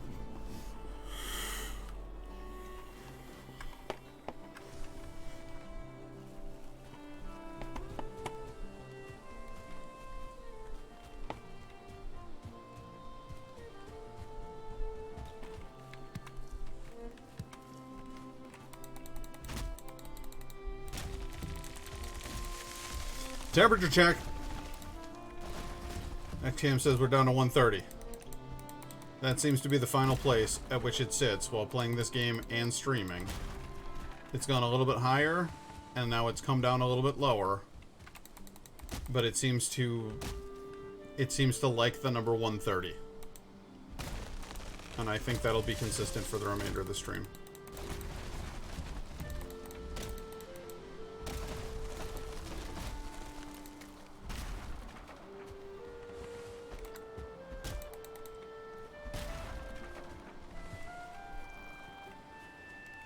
Oh look, a neck.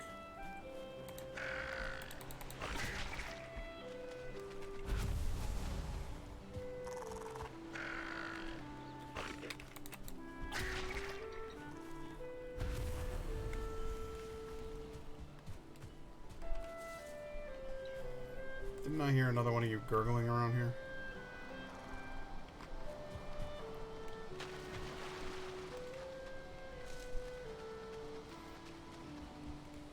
Couple. A boar, a neck, and another neck over there.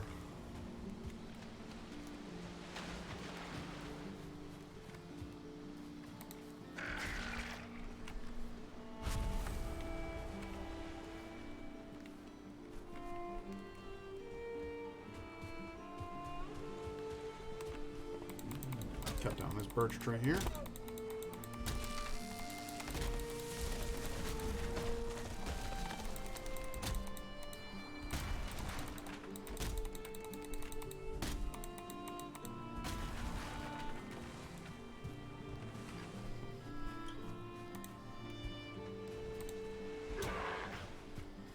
Gathering the finest wood.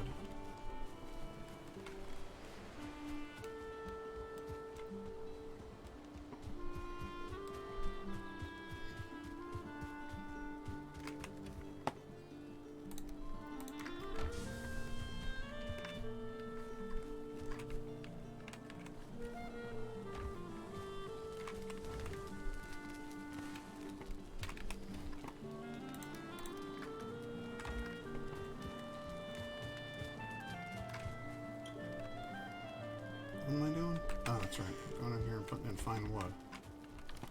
Fine wood. Mm-hmm. That's some fine wood right there.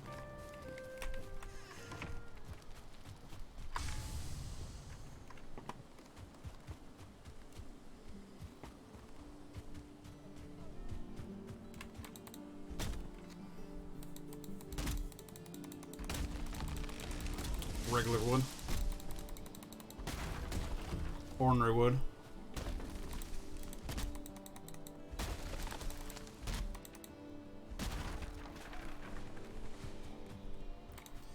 So I went to the store, and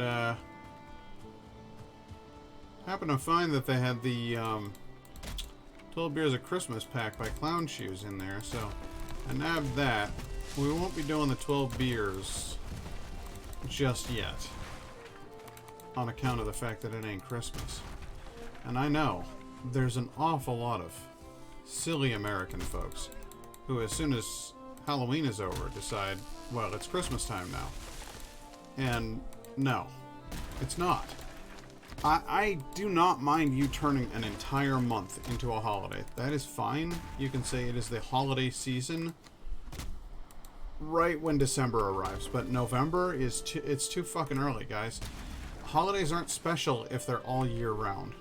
So I'm not doing Christmas stuff until we get to Christmas time,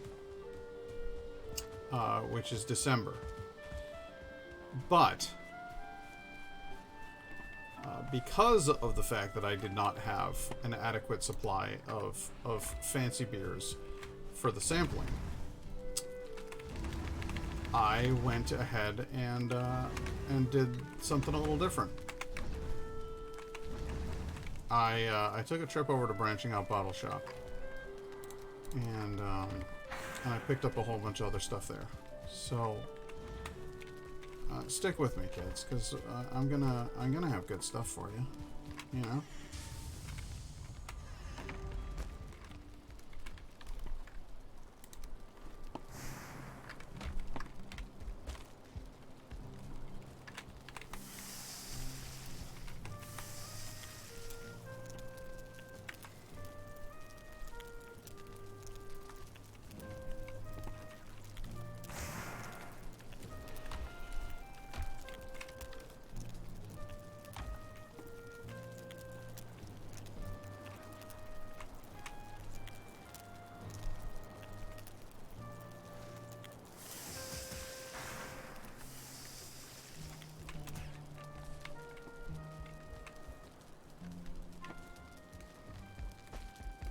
Thank you.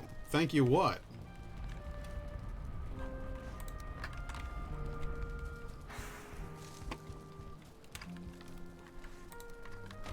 What'd I do?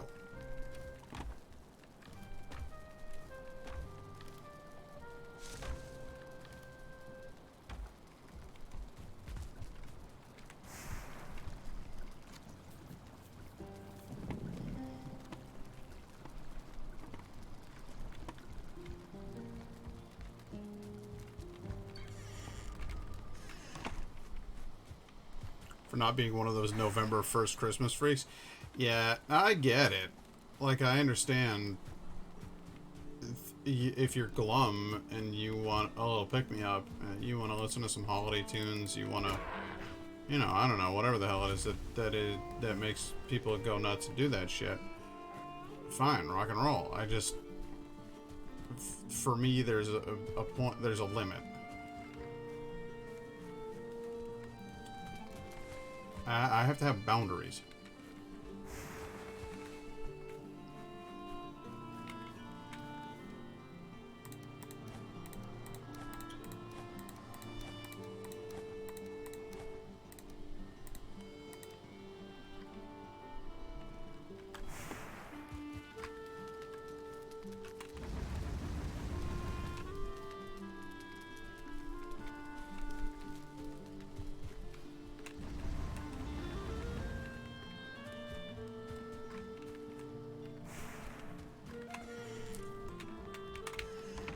And again, I'll celebrate, like, the entire month of October is fucking Halloween. I have no problem with that.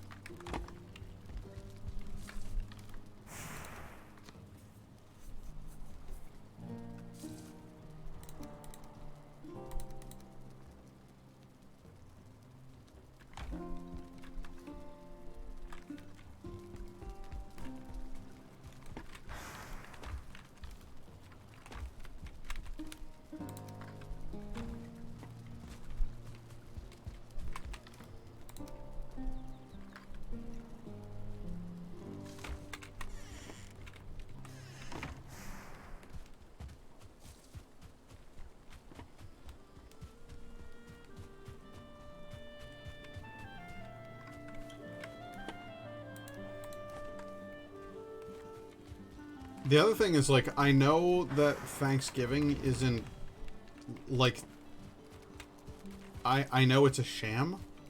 Like, we got lied to in school, and they told us that, like, oh, yeah, fucking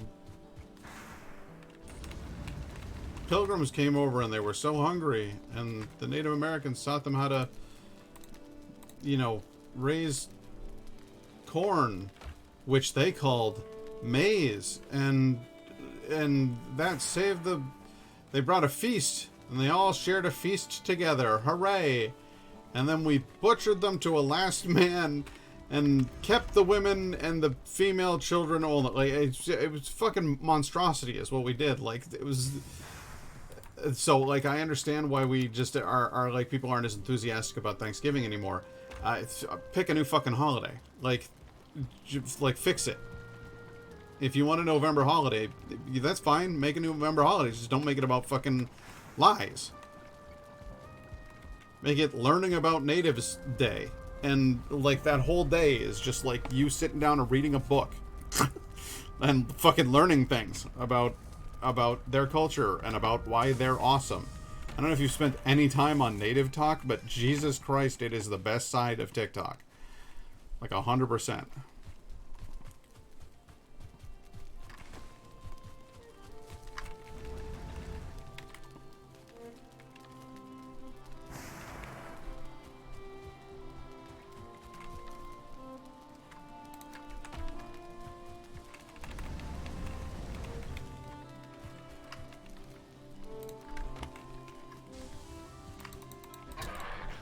Hello. I notice you come from over there a lot.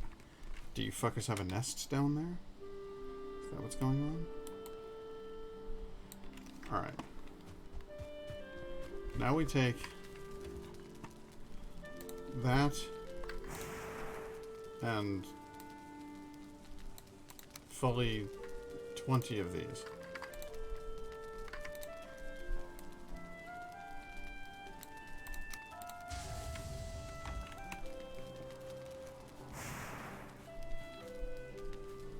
I know.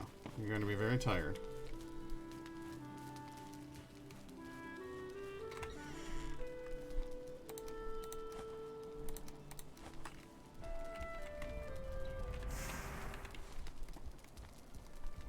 And then we go over here and we make some more bronze. For that is our allotted life. The crafting of bronze. Good. Now we have much bronze. And then, how much does it take to make one of these things? 5 bronze, 30 fine... Okay, so we have the bronze we need. Good. Now we need the fine wood. Quite a bit of it. And we need the resin as well.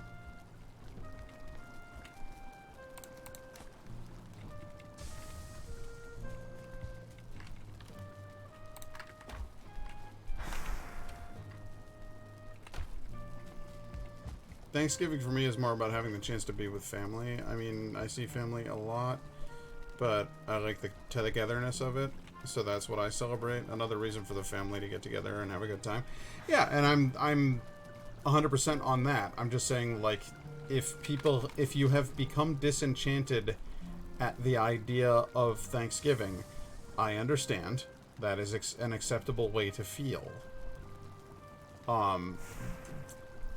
Like, so I get why we have kind of gone, we're not doing Thanksgiving anymore, and it's just straight to Christmas. Like, I understand that vibe. I'm not convinced that that is the way to deal with the situation. I'm not convinced that the best thing to do is to just be like, well, we don't have that holiday anymore. Like, I think, you know, people... It's about one a month. People seem to like having a holiday, a theme by which to run that particular month of their life. And my holidays, I mean, God, I don't celebrate Christmas because of the baby Jesus. I celebrate Christmas because my family's always gotten together in winter and eaten food and talked and laughed and watched stupid movies, and like it has absolutely nothing to do with religion for me whatsoever. So the context of it is all completely ballsed, and I don't care. I'm fine with all of that. The main thing for me is, like you, I just really enjoy having the chance to get together with my family and to just eat and drink and enjoy each other's presence, and to get some presents.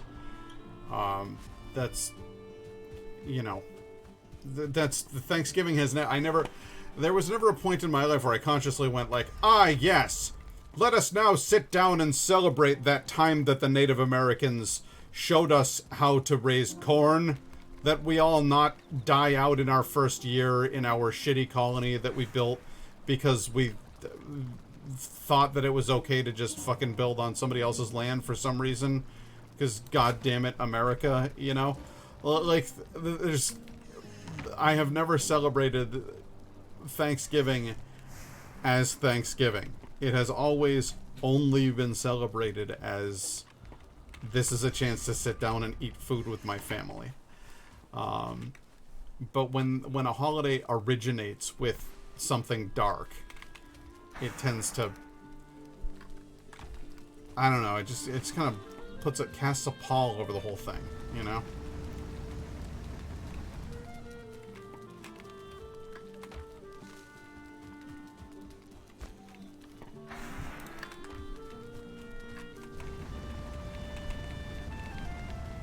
What was that sound? What you do?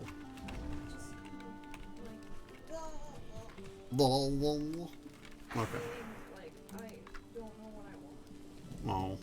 Oh, I see. Is this a silly baby?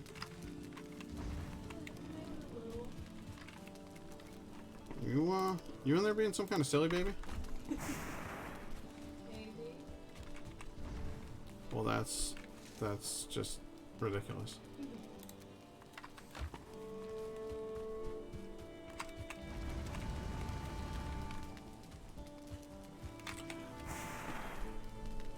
Alright, so my initial concerns about the place getting quite warm are now absolutely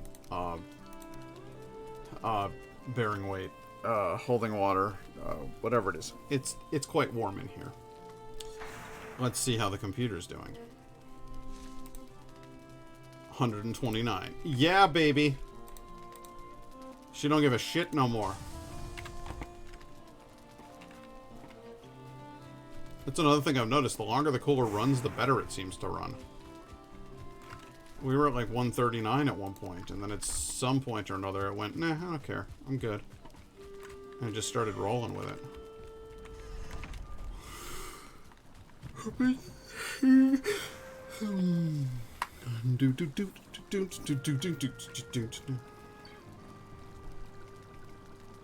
I'm gonna build a third. There's gonna be 3 of each. So I'll be able to brew much later.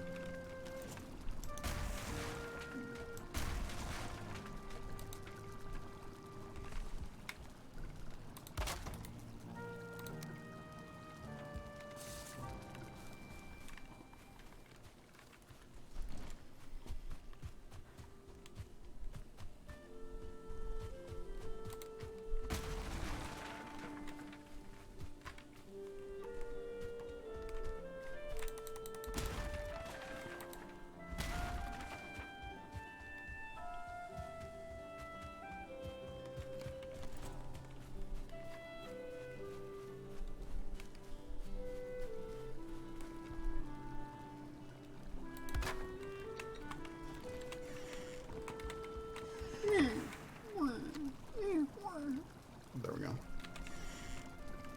Perfect. So I got that going for me, which is nice. These are all brewing away.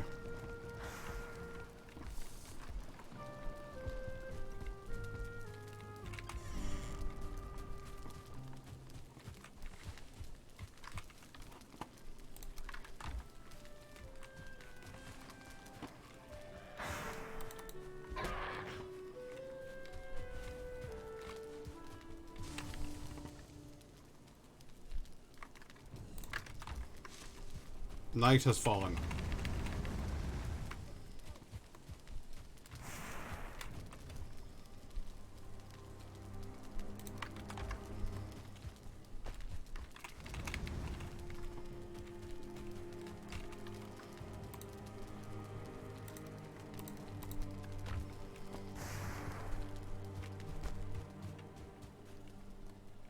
Oh, that's water. I was trying to figure out what the hell that was. It's like, you feel cold. Yeah!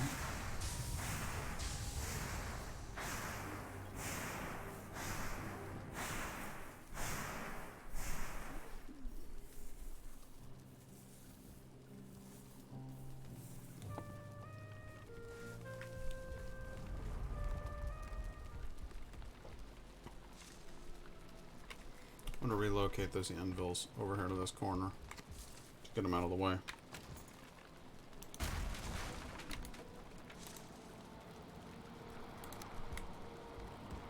Go ahead and put you right there. Thank you, sir. There we go.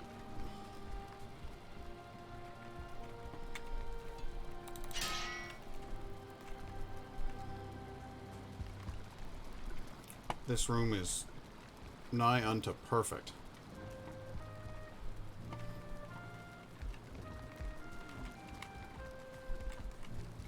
You know what it needs, though? A couple of bees. Just a couple of bees. You know? So look, right over here in this crook. This is going to be where the bees are at.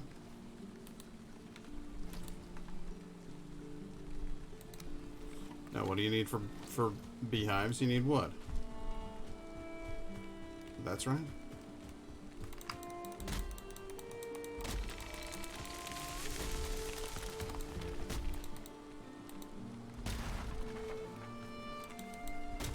What? Oh God! Now I'm confused. Like of what every time? Now I need to know.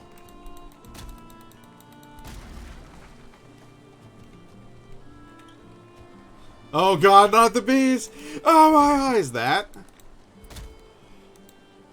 Okay.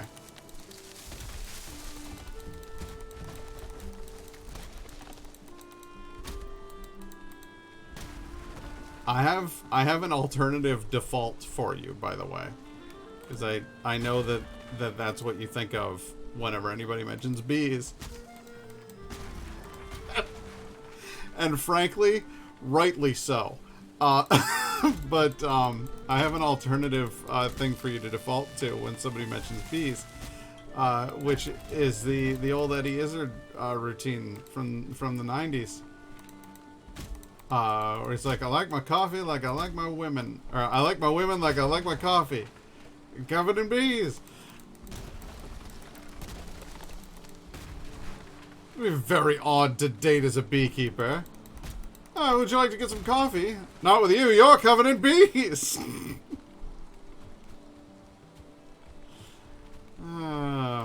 Fucking Eddie Izzard. All of his routines are available right now on Amazon Prime for free. So I just went to town. I went straight to town. And then after I was done in town, I watched some Eddie Izzard routines. It was fabulous. This is everything a person could have hoped for. Let's see here. Build a post. Yes. Yes, I think so. A post here. A post. There. Perhaps a post over here. Yes, I think so. Why not? And a third post there. Why not? Fourth post. Fifth post, I mean. Here. And then I think that'll do. I think that'll do entirely. Put the first hive right here.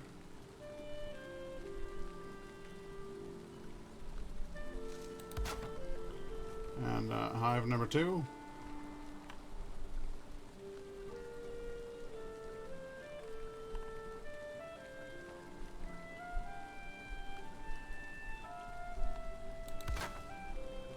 Hive number 3. Oh, I don't have enough bees. Not enough bees, I'm afraid. That's the trouble with you. You haven't got any bees. Poor sod.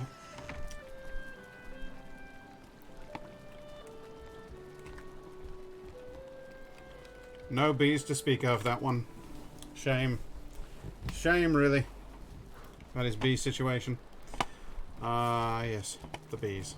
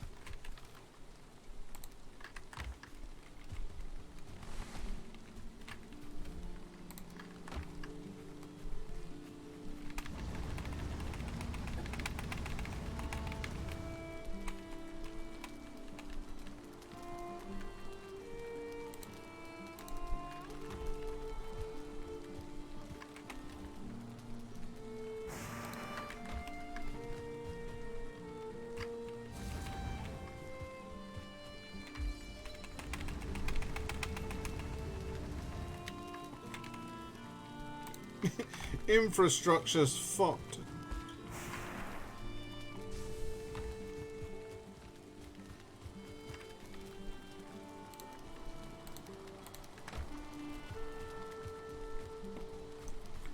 Right, we're getting there.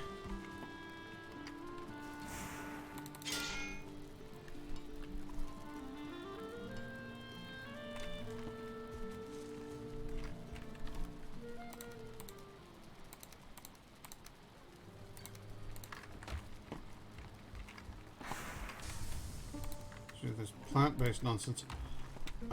This way, I think.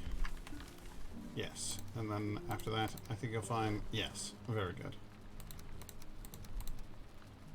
That's where we store the special wood. And the bones. Oh, yes, the bones. Gotta have them.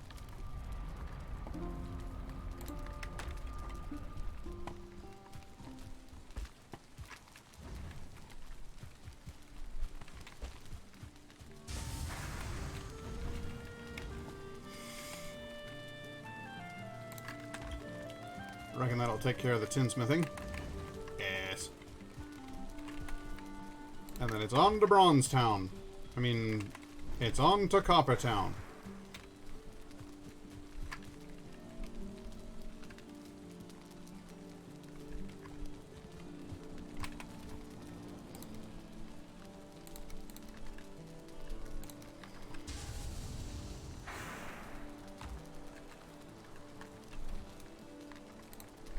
Shift this to 10. Got it. Good. How many other fucking things on any? There's 2 more. Alright, got it.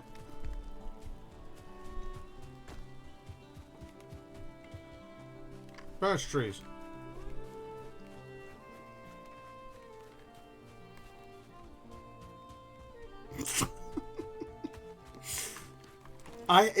Seriously, let's just recap for a second.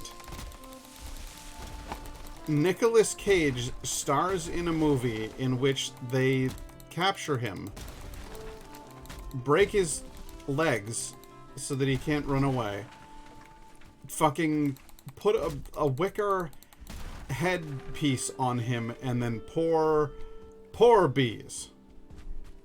Don't just drop them. Pour those bees into the helmet, wherein he gets stung by the bees and shouts, and I quote, "Oh God, not the bees!" What?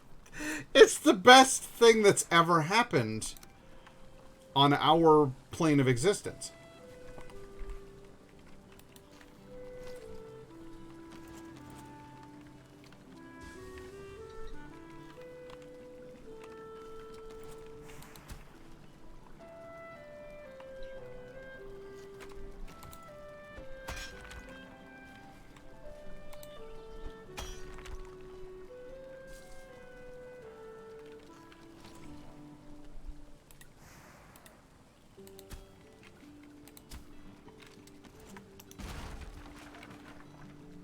I could not have asked for more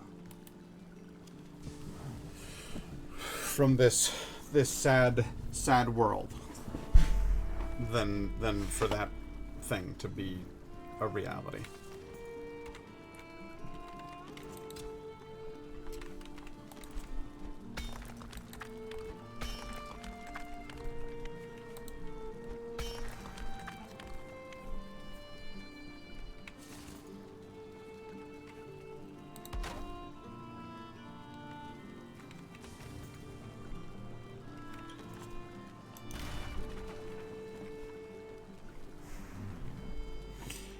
It really would not be anywhere near the same animal without him attached to the project. That's for certain.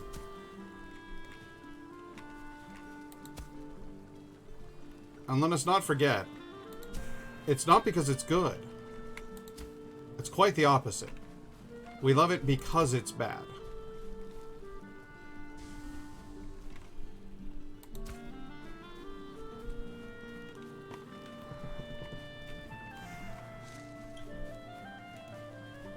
There, I've made the thing.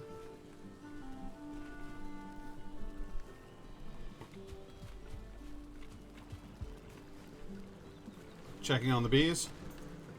The bees are happy. Okay, good. Glad to hear it. That's what you want. You want happy bees. Good, strong, healthy, happy bees.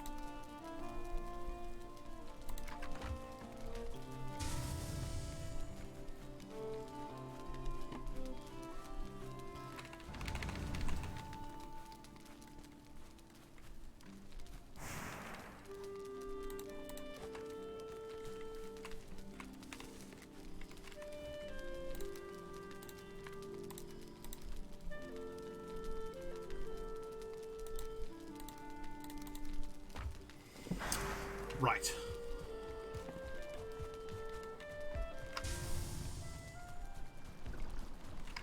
So it is now a full-scale meadery with everything that you could possibly have. That you could possibly need in your meadery. It's perfect. It's a fabulous mead hall. It's huge. It's bold, it's beautiful. It's tall, it's proud.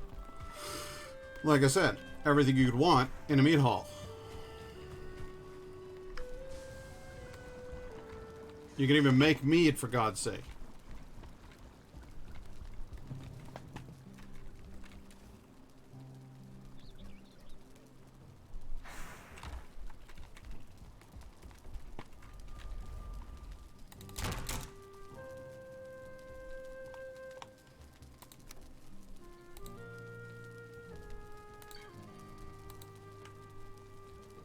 Could improve our Trollhide Cape, huh? Alright, let's find out.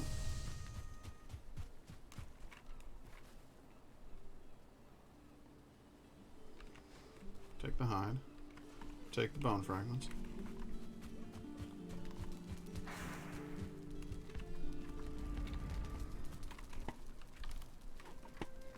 Take these bone fragments.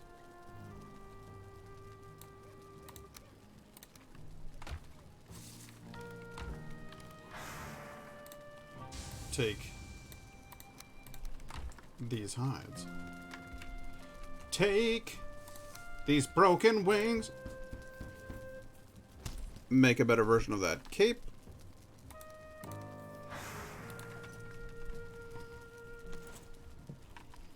There we go. Could I really make it better? Make it better.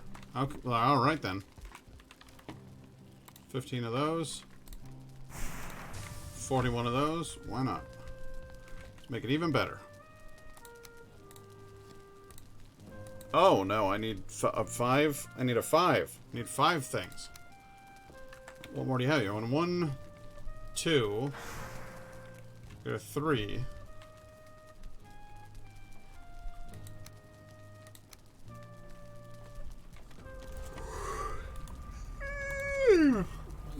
What can I craft that'll improve that bench? An adze? Some adze right there. Skinning rack, it's already there. That thing right there. So how do I make that bench somehow better? Forge tool rack. Alright, I need iron and wood.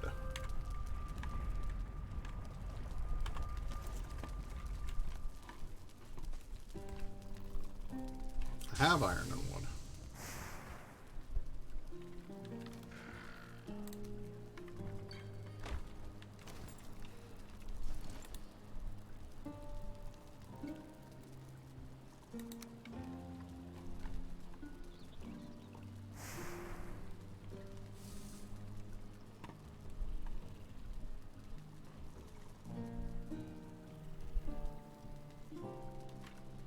Yep, I can make that.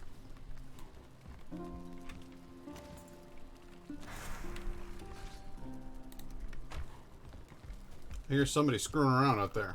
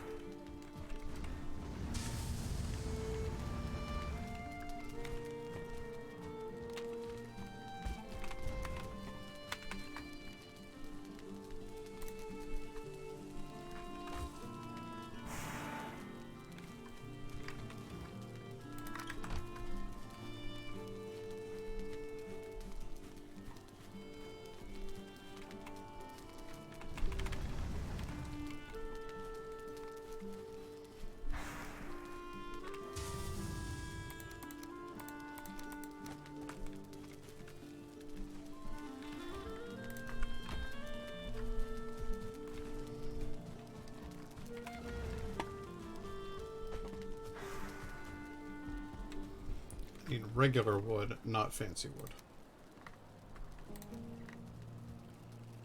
That's core wood. I need regular wood, not fancy wood.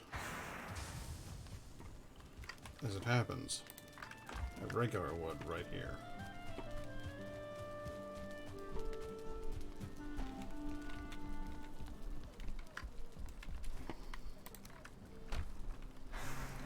Forge tool rack is ready. I don't already have one, so let's go ahead and put it here.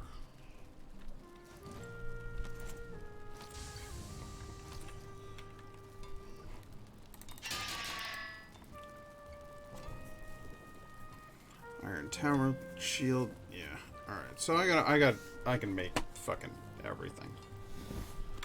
Fantastic. 1, 2, 3, 4 sources of power pointing towards that thing. This thing has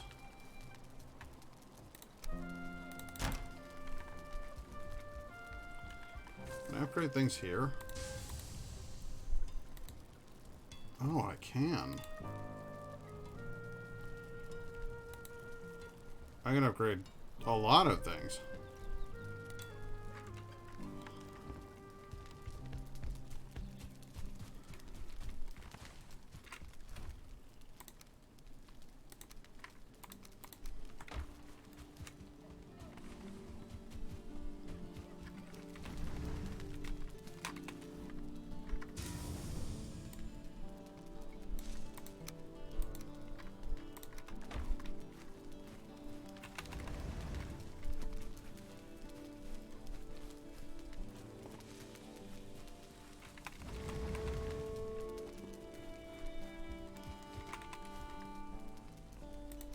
go.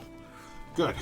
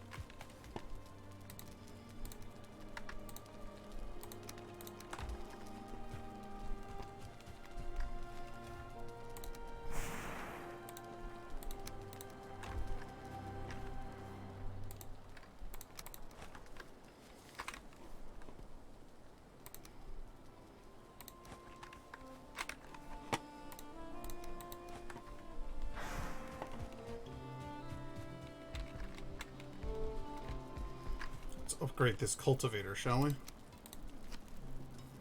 I need core wood, not regular wood.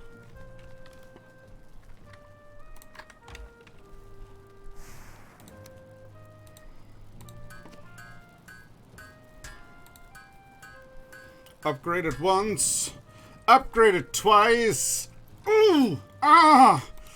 Oh, that's oh, that's rather nice.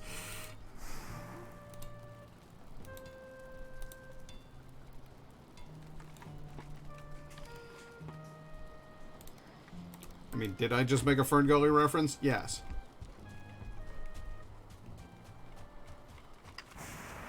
Are you gonna fucking cry about it? I don't know.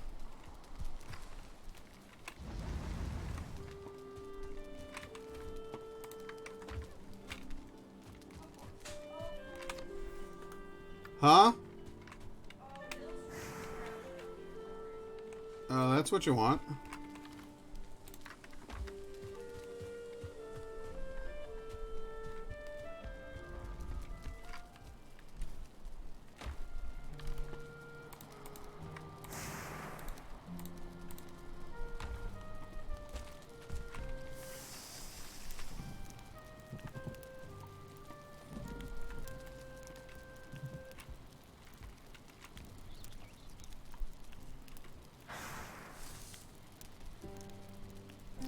Lynn, have you ever seen the Rocky Horror Picture Show?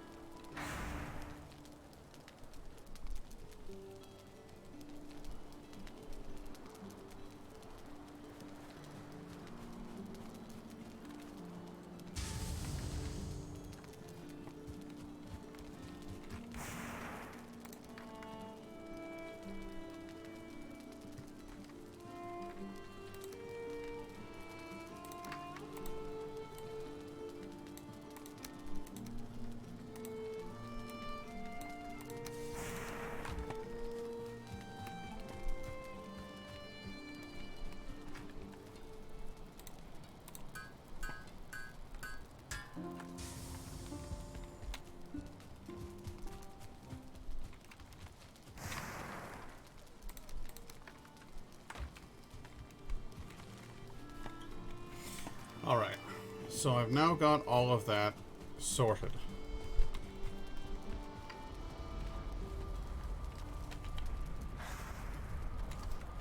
There is armor for me to put on here.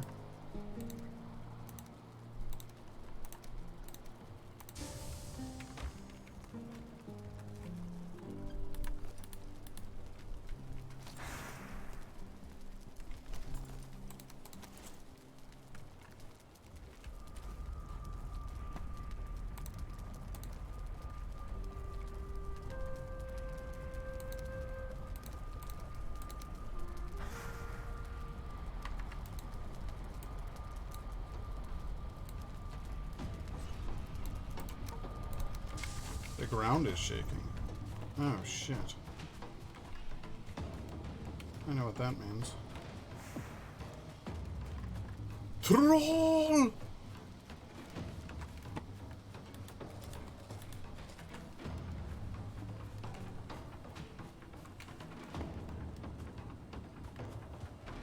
You fucking assholes killed my pigs.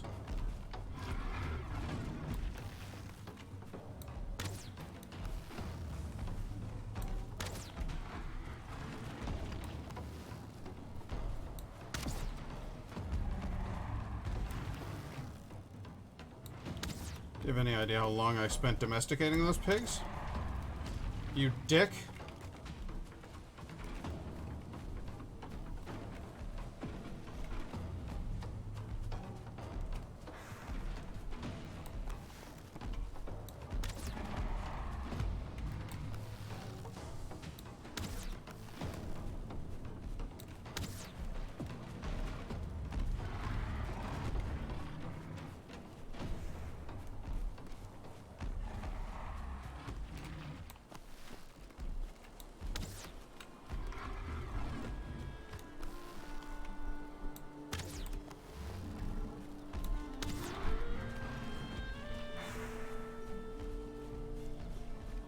Oh, now there's two of you? Guess what? Now there's one.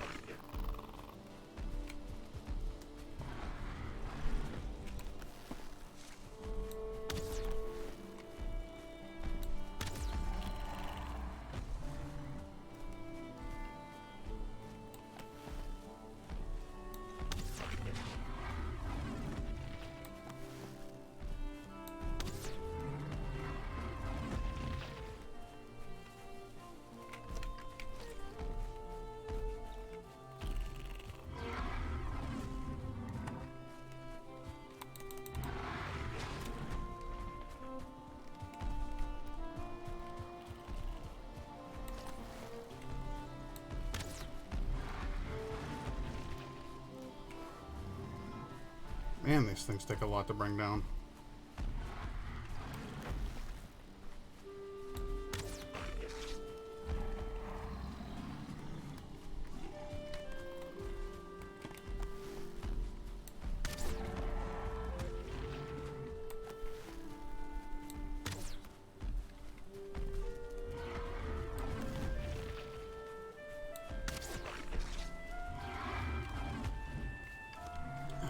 Damn it.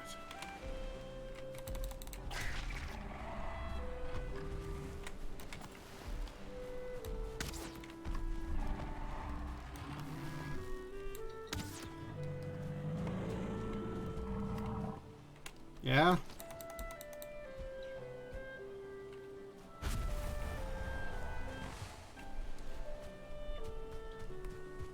Yeah, great twonk.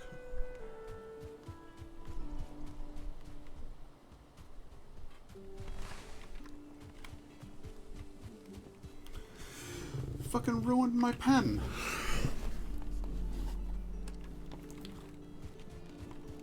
I spent all that time taming those pigs.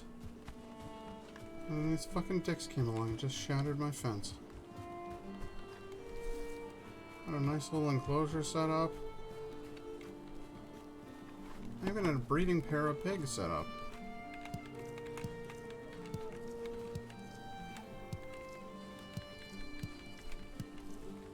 It was a veritable pig factory, it was.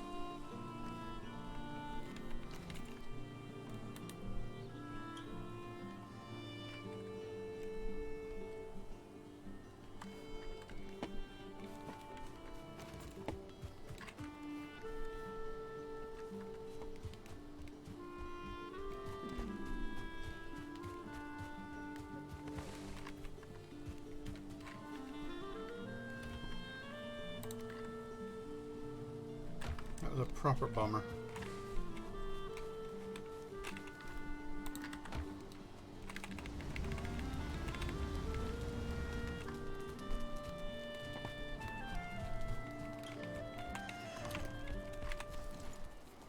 No, I have no idea how to make carrots.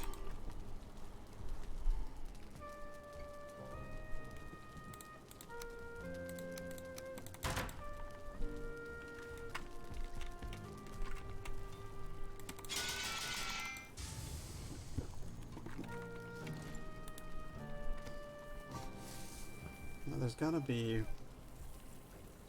an iron cooking station. Well, that's rather fun. There's got to be a meal prep table or something. Stone cutter. A stone cutter.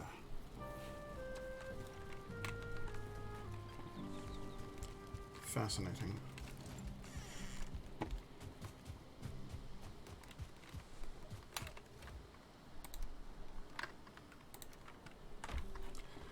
Now let's all get drunk and play ping pong.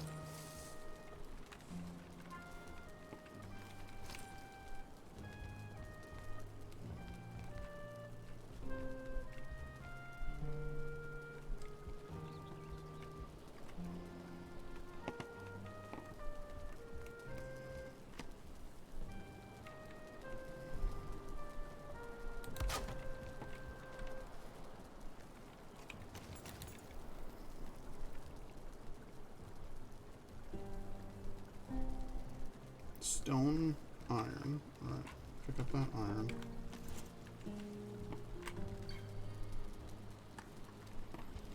Ay, ay, ay, ya policía.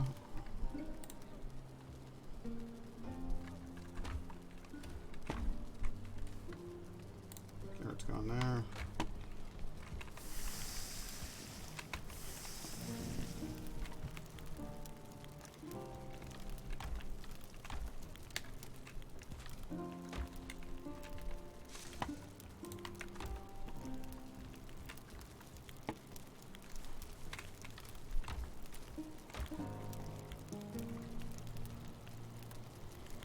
Come on then. Finish cooking. Good. There we go. That out of there. Get this into here.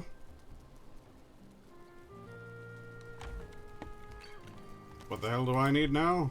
A stone cutter? 4 stones. I gotta have some fucking rocks around here, right? Yes.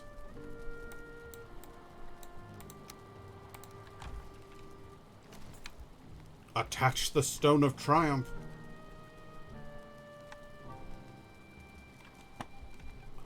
That's quite the object there.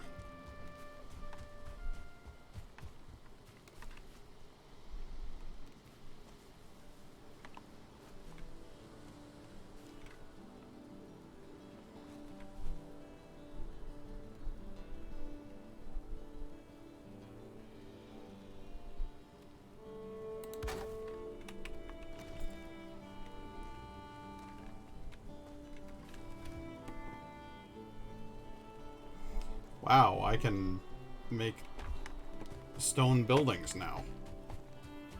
That's fairly phenomenal.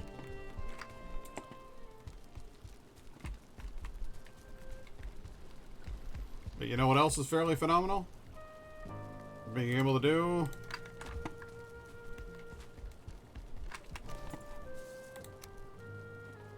this. Oh. You still won't let me do that, huh? 1, 2...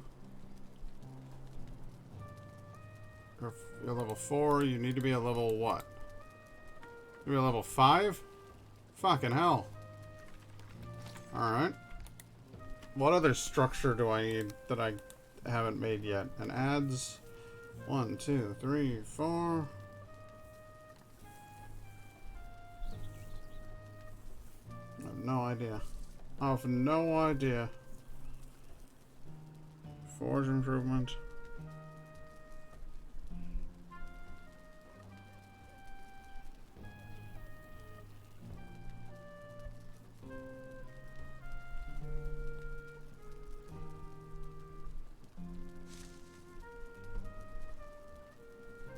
Yeah, I don't know how to improve you any further.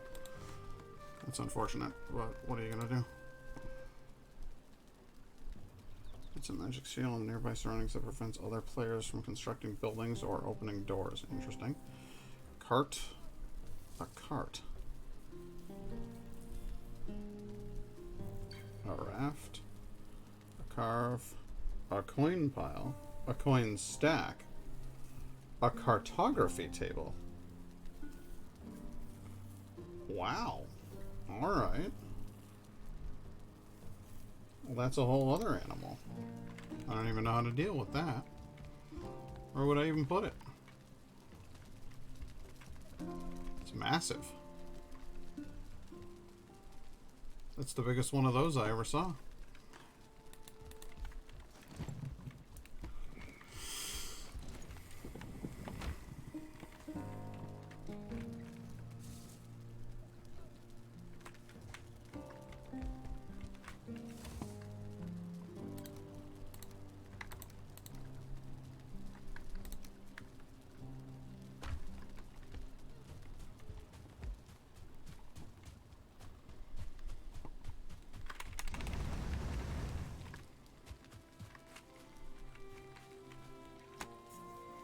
Sweet house. Why, thank you. Crafting station needs a roof. God damn it. Alright, fine. Put your fucking roof up.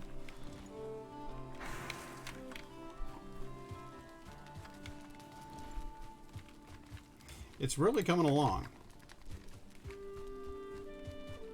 It's become something special.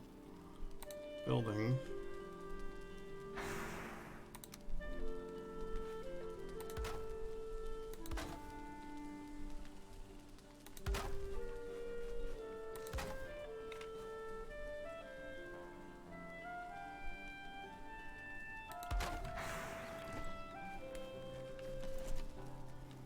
Sharpening stone. What?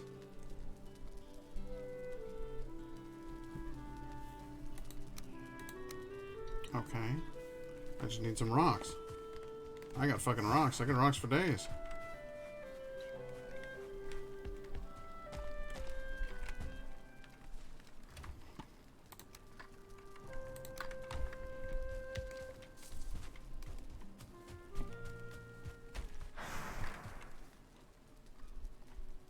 Let's make one of these.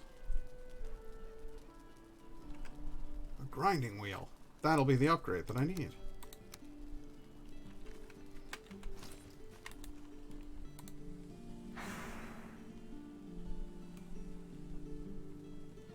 That'll have to be it. It's a forge improvement? Fucking hell. Alright. Another forge improvement. I guess I'll put it over here. What do you want? You want wood? I'll show you wood.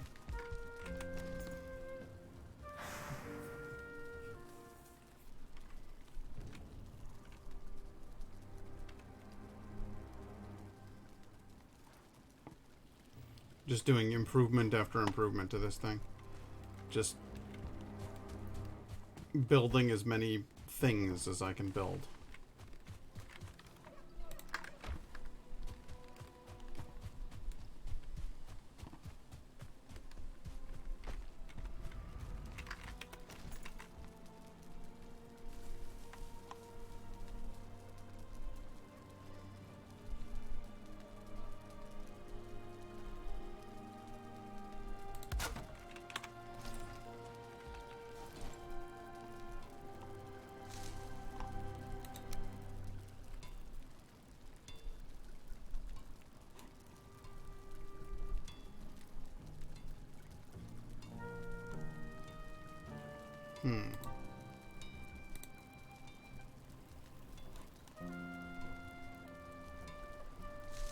Oh wow, so I have iron scale mail, but I still haven't done a helmet or bronze leg plates or anything like that. Okay, got it. Banded shield. I can upgrade you with a fair amount of iron. I could.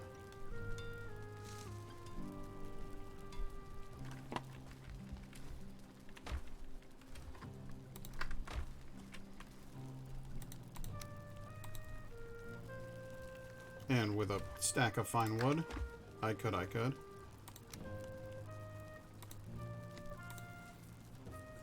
Could improve my scale mail.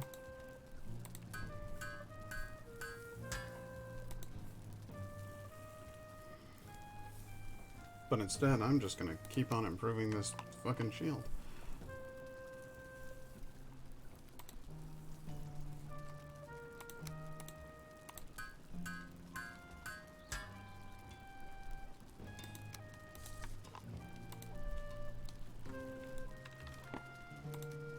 Got iron here, got fine wood here, got rocks here.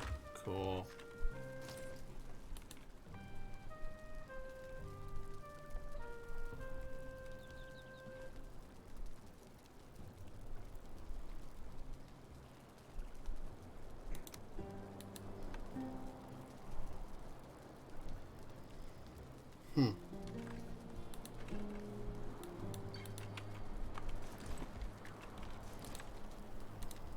Building. There it is. There's all the stone stuff I can build.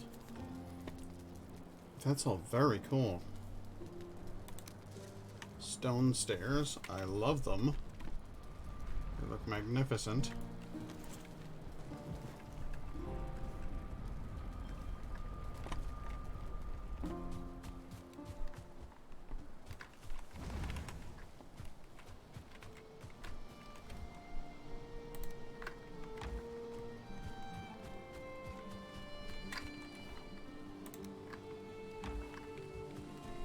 Oh, and I'm carrying around gold coins. Which I didn't realize and don't want.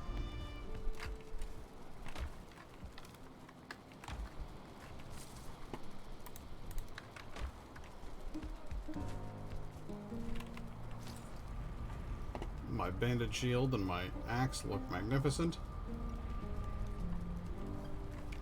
Truly, I am ready for battle. But battle will have to wait because I have to take a whiz. I'll be right back.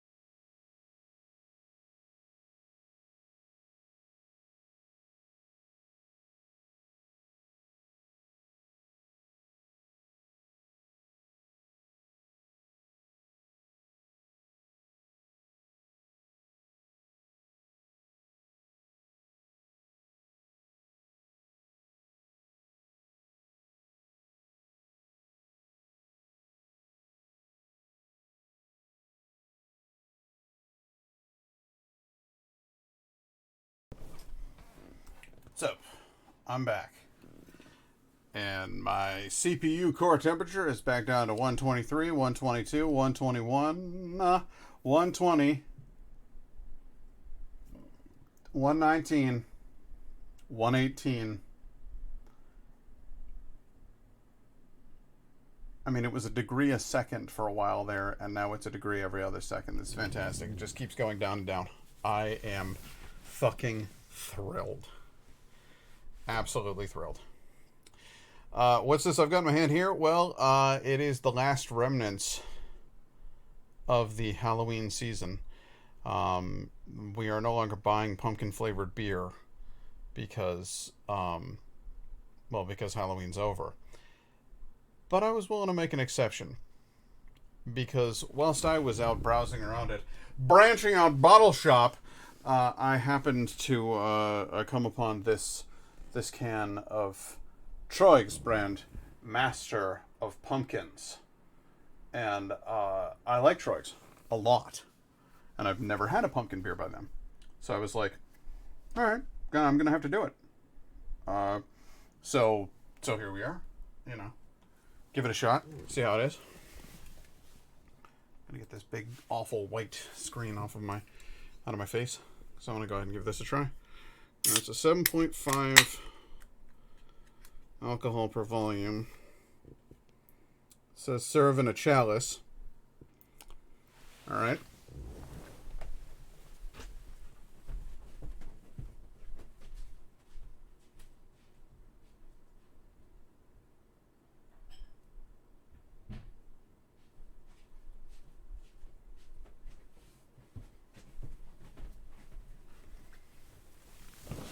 I don't have a chalice, but if you put a stick on the bottom of this one, that is one of those. So I'm going to serve it in one of these.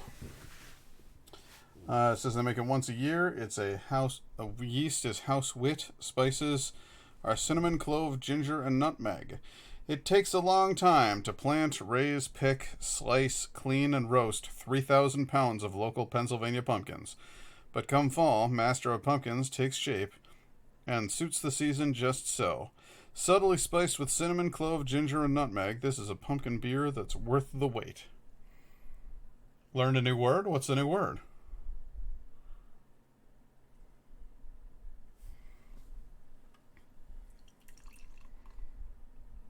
Was it chalice? Oh, nice.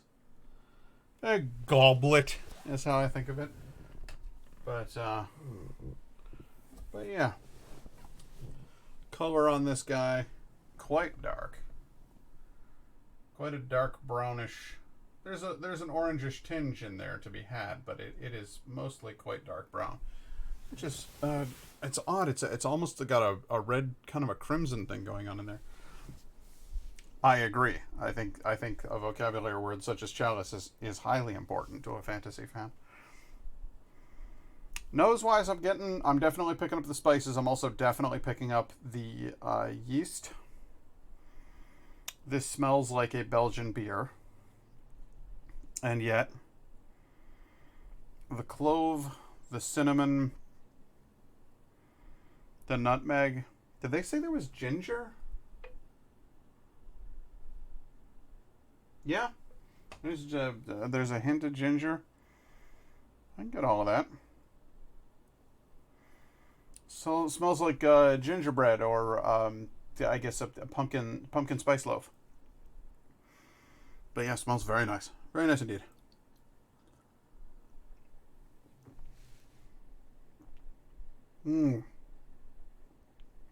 Yeah, well done, guys. This is very well balanced. You've got all that stuff that I've come to like from Troig's, where they have the sort of Belgian style yeasts and sort of the bottle conditioning stuff that they tend to do, where you have it's got like an extra zip to it, yeast wise, a little tangy, a little fruity, but then it's also got those nice kind of roasted spice qualities. They just the nutmeg is like a nice like low kind of a baseline, and then the cinnamon and the clove are kind of a more like kind of an aggressive, and then the ginger is like a little zing on the tongue.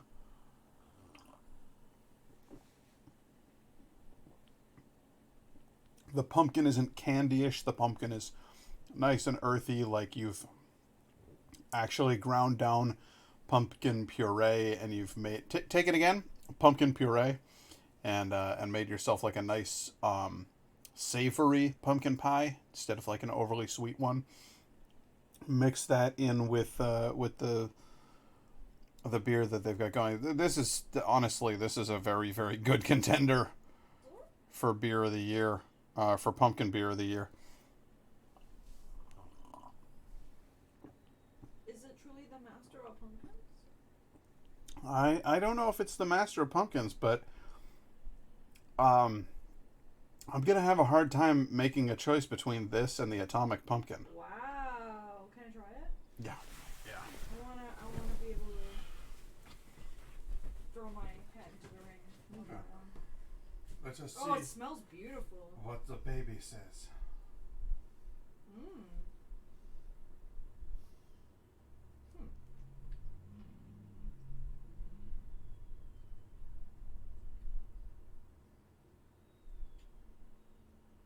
It's almost too sweet for me. Oh, is it? Yeah. It's definitely the atomic pumpkin all the way for me, and it's a little bit too bready. Is it? It has like a super bready flavor. I was gonna say I'm not sure this one is going to be number one for your flavor profile. Not for my flavor profile. My flavor profile definitely loves atomic pumpkin, but I can see you really liking this one. Yeah. Because it's very bready, and I feel like you like that kind of thing. I do. This one's very. I think this one's very tasty. It's the yeast that makes it taste so bready. I think so. And this is a wit. They said the yeast is the same yeast they use for like a wit beer. So it's going to be a wheaty kind of a flavor that we associate with bread. Yeah, absolutely. But it's not like a pumpkin bread. It's like a Just a bread. like just bread. I taste pumpkin. With I guess you could have like a pumpkin butter, like pumpkin puree butter or something. Yeah, and that's the thing is I think a good pumpkin beer shouldn't be overly pumpkin-y. It should be there.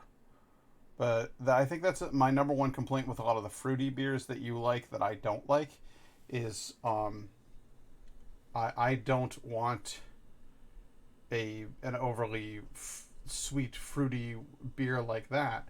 And yet I think it's kind of funny that you think this is too sweet, and I think of the kind of fruity beers that you kind of like as being a little too fruity. Yeah, but this almost has like a specific like a syrupy quality.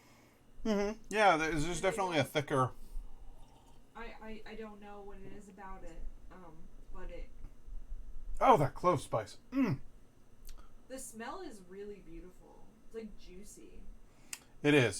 This is how your house is supposed to smell in fall holidays. Yeah, it's really nice. Marvelous. I still like it. It's just it's as far as like for me, for my flavor profile between that and the atomic pumpkin all the way.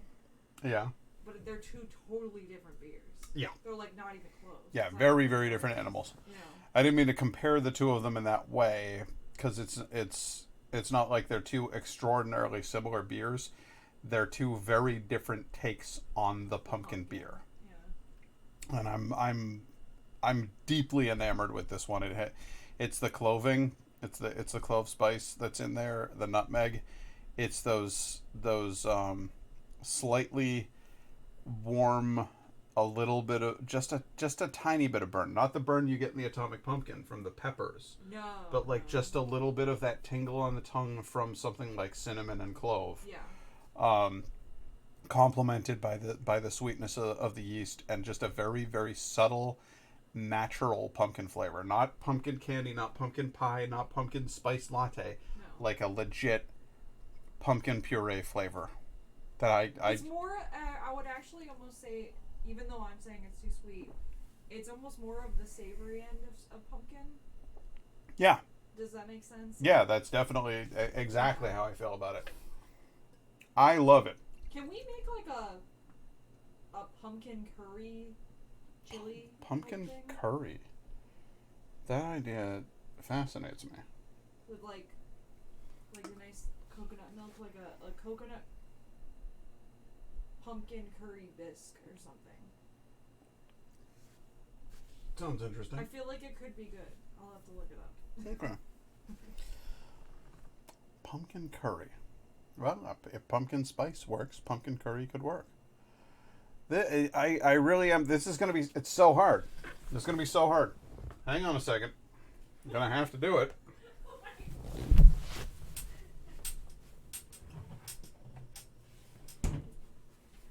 I didn't want to have to, but I'm going to have to. The last one.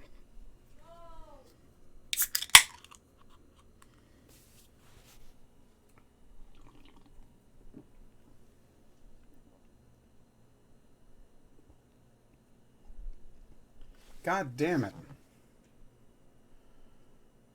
God, fucking. God damn it. Because I'm just over here just taste testing back and forth between the two. I've got. Combine them. I'm not combining them. I've got the Troig's Master of Pumpkins.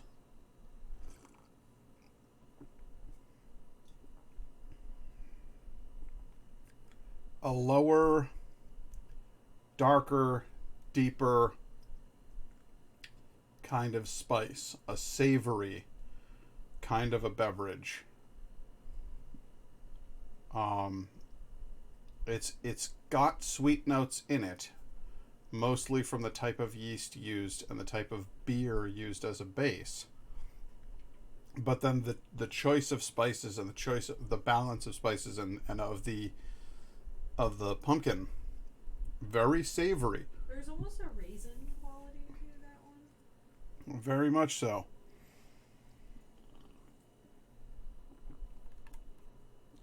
And then the atomic pumpkin is the top end. It's a brighter, zippier,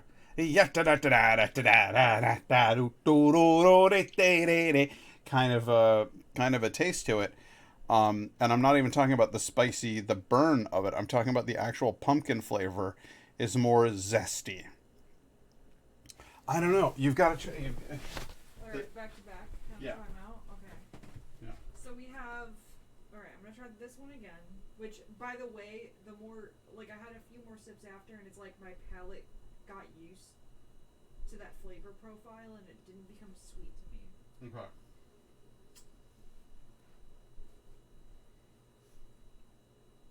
Okay. So I'm getting like raisins. Really? I'm getting bread Okay. and savory pumpkin puree. Okay. This one, which I love,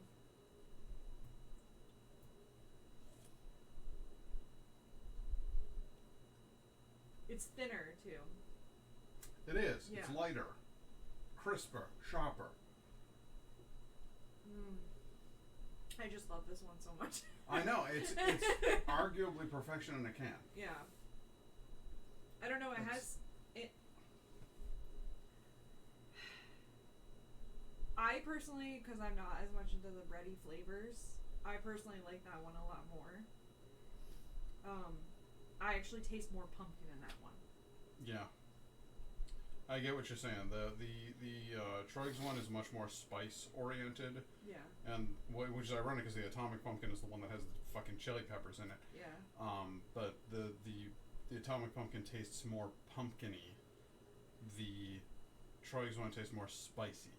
Yeah. Yeah. Okay, I think I have for you a verdict. Heck not. How you doing? Good to see you back. I think I have a verdict for you, but I'm going to take 2 more sips here. Troig's?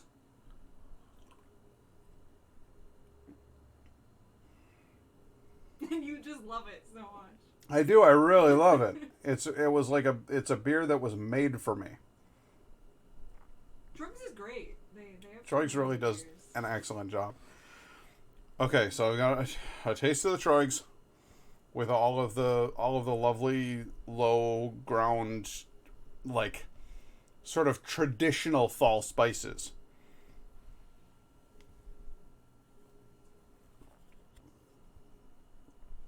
And then New Belgium, lighter, zippier, fizzier, crisper, more pumpkin-y.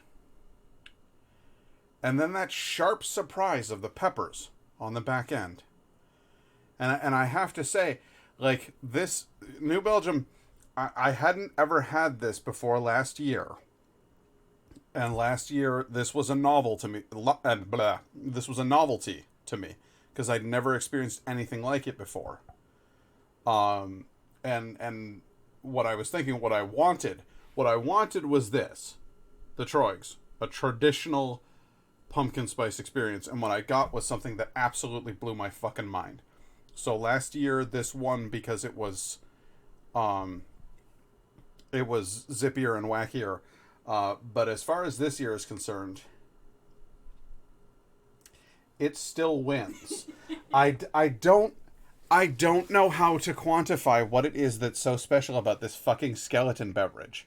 But this Atomic Pumpkin, it has completely upended my standard as to what a pumpkin beer is supposed to be. A pumpkin beer is supposed to be that. It's supposed to have... It's supposed to go in your mouth and go, "It's fall, motherfucker!" And instead, what this does is go, "Chili peppers, bitch!" and slaps you with that. But it surprises you, it catches you off guard, and yet it still has all of the elements of the traditional beverage. It still has the pumpkins, it still has the cinnamon, the regular spices that you've come to expect.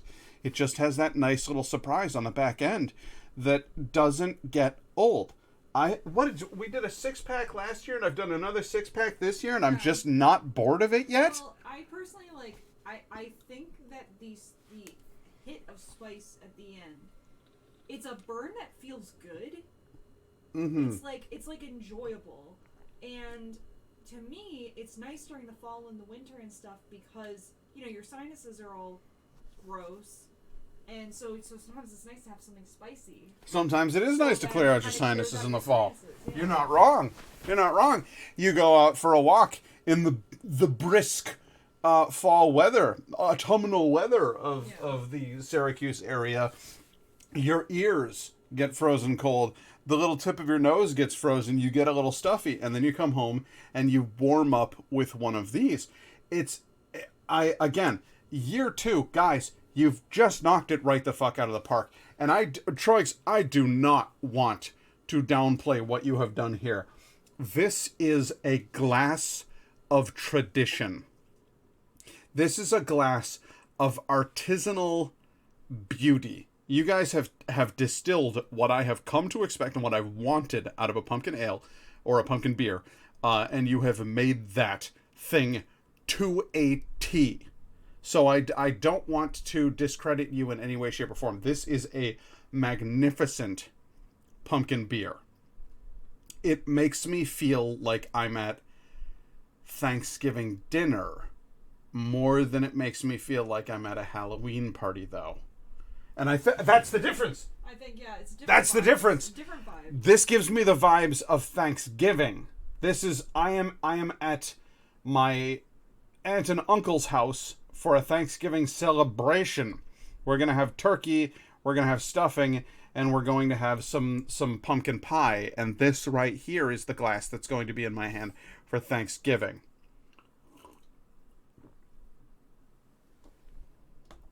Magnificent. But this right here is what I'm drinking on Halloween. 100%. Unquestionable. It's what I'll be drinking next Halloween. Because I'm gonna look forward to this all year long. How's their quality control? Like, it's so good every time. I know. It's exactly the same beer that I had last year. They've done it perfectly again. New Belgium, seriously. If I were a streamer of any consequence, if I were somebody who was getting Germa 985 numbers where I had fucking 50,000 people watching, I would still be just pointing at this can and telling everybody to go out and fucking buy some. I know at the moment I have 3 viewers. They're good people. And they deserve to know that this is a beer of consequence. Okay? So I'm genuinely thrilled. I'm, again, genuinely thrilled. That's my review, and I'll be back in a minute. I I need to sit down in a recliner.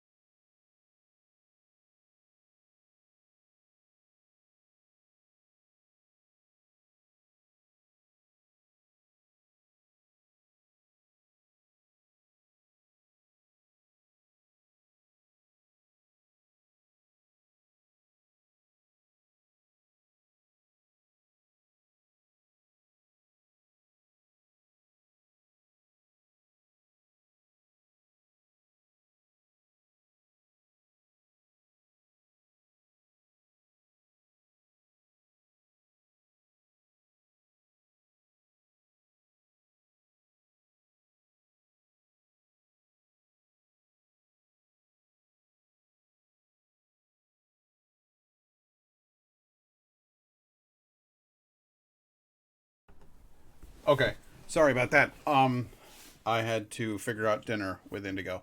Also, Hank Knott, absolutely.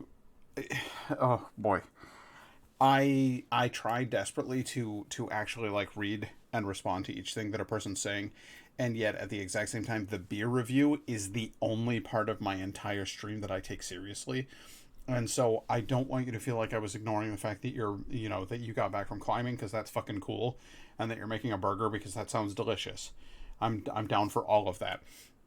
I just when I'm in beer review mode, I'm gonna focus like pretty much wholeheartedly on the beer review, and try not to because I cut them and I put them up on YouTube as just beer reviews, and I want it to be just that's a self-contained thing.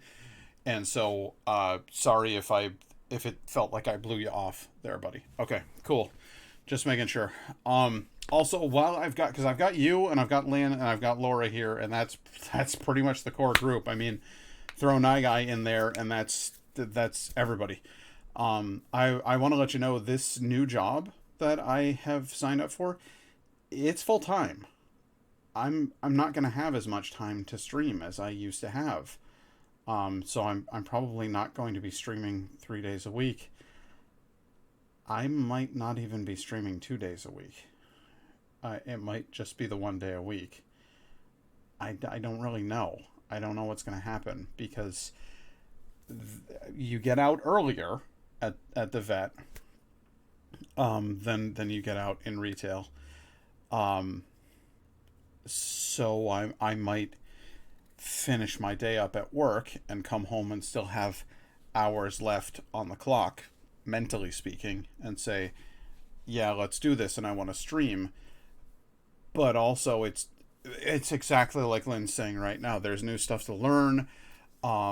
it's going to be a new everything for me. It's going to be a completely different world for me, and I think it's going to do me a world of good. Like, I genuinely think that it's going to help my mental health, and it's going to improve my mood, and it's going to improve my perspective on the world. I think it's going to do a lot of very good things for me, but I think it's also going to be, at first at least, quite an adjustment. So I do still want to do this. There's a part of me that's getting discouraged because I feel like I'm not gaining any new viewers and I'm not gaining any traction. I still haven't hit 200 followers. I feel like it's just my friends who show up to watch me, and like, Hank, not, I know we don't personally know each other, but like, you've been very loyal to the stream and like come and watched a lot, so I feel like you're my bud. I appreciate that, you know. Sometimes I get discouraged and feel like, this, what's the point in this stream, because it's just my friends watching. There aren't very many, I'm not reaching anybody, you know what I mean? So like, I get a little bummed, but then I rally and I go like, no, this is, I enjoy doing this. This is something that makes me feel good. And it's something that I think is fun for those people that I like in my life. I've reconnected with Laura to a much higher degree than I would have through Facebook or Twitter or anything like that. Like, we fucking chill on a regular basis, and I want that. I want that to be a thing that I continue doing.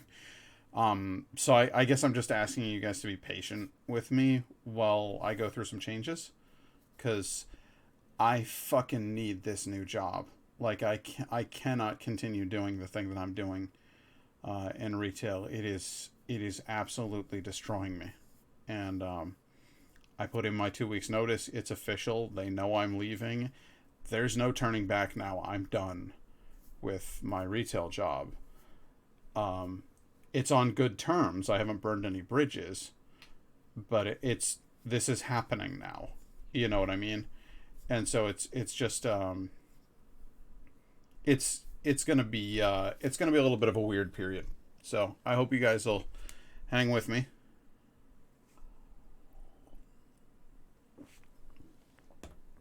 Yeah, Lynn, I know you're doing some interesting stuff with your work over there as well. You're kind of interviewing and kind of experimenting with some cool new functionality. And I think that's awesome. I really, really hope that it goes well for you. I know you love a new challenge. I know you love you're I say I like puzzles to solve. Fucking nothing compared to you. Like, you love to figure new stuff out. And so I think taking on some new challenges is going to be something that's really going to like pick you up, and that's going to really, you know, make you feel good. You like doing something new and different, and I think you almost like throwing yourself into a situation where you might be a little bit overwhelmed, because you're just like, oh, no, I can fucking do it. Like, you've got that, like, that inner strength, you know. So I respect that. But you know, for me, this is actually all very intimidating. I don't like change. I don't like new. It horrifies me. I had to, because I was dying. Like, I was actually not okay mentally and emotionally, continuing to work in the situation I was working in. Not for, it's not their fault. It's just fucking people. Guys, I can't tell you how horrible Americans are. We're awful. Like, there's so many of us that are just dreadful. And I just couldn't, I couldn't continue in the context of current events and the pandemic and everything. I just couldn't. I was burning out so bad. So I'm excited for the new job. I'm excited to see dogs and cats living together, mass hysteria. I'm excited for all of that stuff. I think it's going to be really cool. Yeah, it's funny. Somebody who's as resistant to change as I am, because again, it's like neurologically harmful to me, like doing new things. I know lots of people try new things and enjoy trying new things. I get set in my routines and I get very comfortable and I get very afraid of changing or doing anything differently. This is another reason why I'm beginning to think that I might actually be autistic. Is because I like my boxes that I fit into. I like my routines. They make me feel good. But the world changed. I didn't. I kept doing my job. But the job changed. And the world changed and everything changed. So I just said, fuck it. If everything's going to change, I'm going to change the thing that I do to something that I think will at least have some consequence or meaning for me. And again, I don't give a fuck if you get your phone tomorrow. I really don't. If you get the new iPhone 13, I don't give a shit. I don't even want to hear about it. But if your dog is sick, I want your dog to get help. And I won't care about you. But I will care about your dog. So I feel like this is going to be a much better situation for me. It's going to feel like a matter of consequence. Something important. Like I'm helping puppers. It's going to be good. So, let's go ahead and get back up into the Valheim here. I had to log out and then I'm going to log back in. Because I got the sugar. Does anybody else know that meme? Because that was a thing on TikTok and it thrilled me. Some kid was like, yeah, I got the honey. And then this guy was like, yeah, I know you got the honey, but I got the sugar. And then this other guy was like, yeah, you may have the sugar, but I got the little wafers. And then it turned into like, people kept stitching it and adding more and more. It was cool. Laura, you missed the talk. You failed me. You let me down? No. All I was saying was... Hang on. Come on, Valheim. Come on, Valheim. Come on, son! There we go. All I was saying was that I went through a period where I was quite discouraged with streaming. I was actually getting kind of bummed out because I don't have a lot of new viewers. I don't have a lot of viewers in general. Nye Guy shows up fairly frequently. You're always here. Lynn is here fairly frequently. Hank Knott shows up, with a reasonable degree of regularity. But for the most part, it feels like I've got like a core group of maybe 7. And so I got bummed out because I was like, I'm doing the funnies. I'm bringing the good spirits. It's fun, and it just felt like a bummer that people aren't watching it. I'm a performing monkey and I must be seen, They must see me do my backflips and crash my cymbals together, or what's the point of it all? And so I get bummed out every once in a while, and then I go, you know what? Honestly, Laura, you and I have gotten a chance to talk more over this last year than we have in the last 5. And that matters to me.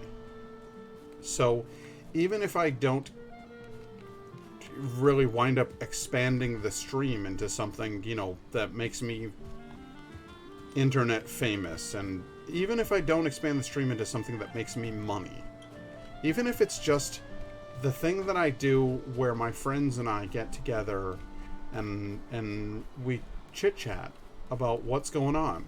Hey, what are you trying new at work? Hey, how's that baby? That stuff fucking matters.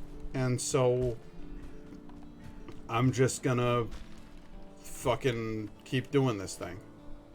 Whether it's life-altering and consequential, or whether it's just fun. So that was the whole speech. Is I love you guys, and things are gonna get a little bit weird with me starting my new job and everything, and I might not stream as much. But I'm definitely I'm gonna stick to it, and I'm gonna keep seeing you, and I'm gonna look forward to it. Feel like doing this. New job starts November 29th. Last day of work is substantially before that. So I have not one, but 2 fucking weeks off after I leave my job in retail before I start my job in reception in an animal clinic. And I'm quite excited about having a little break there. There will be a sort of a super stream period there where I'll have lots of time to do streaming, and you guys will see a fair bit of me. And I hope that will get you an optimal blood pat content before we move on to the dry period afterwards. Because my first month at work is going to be... I'm going to need to work. I need to impress these people. I need to show them that I was the right person to hire.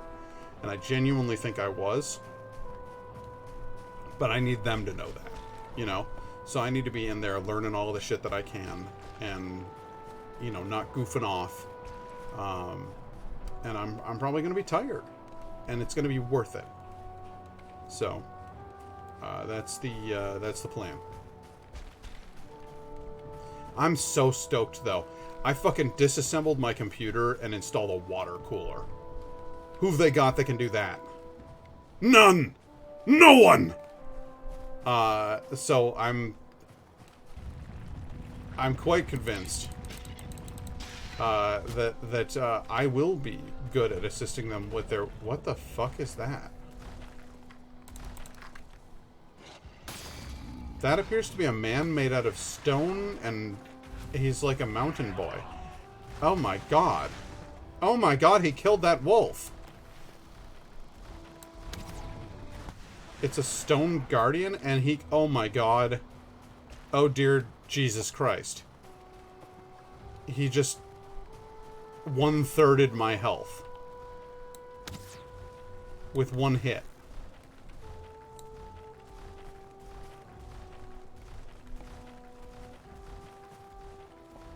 He obliterated a house, guys.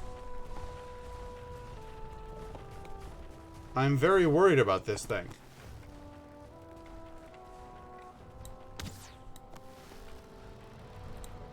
It has the potential to be more than a mild problem for me. He seems relatively arrow-proof. So that's fun.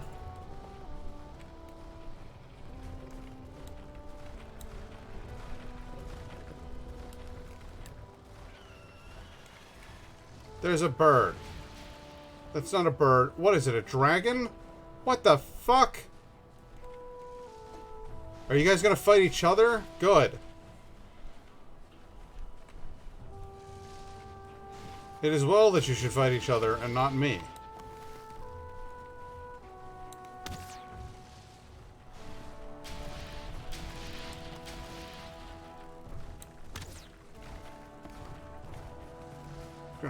I do have to run because I'm driving to dinner. Might catch you later.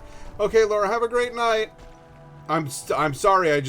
A lot of things all of a sudden happened on screen, and I got very concerned. You understand?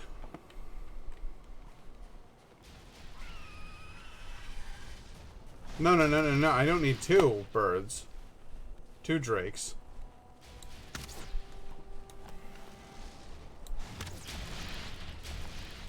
Oh, maybe I do. Oh, hello there. You don't like fire arrows, do you? You fuck. You're much more vulnerable than that stone man I encountered. What do you drop? Freeze glands. Ah, very exciting. Blood on the snow. Red and white. Where do you think Santa Claus's uniform comes from? Ritual sacrifice at the winter solstice, that's where. It's a drake of some sort.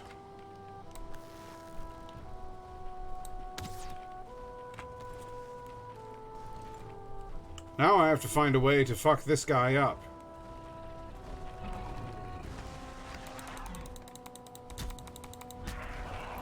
Oh my god! Oh, Jesus Christ, no! No, we don't want none of you.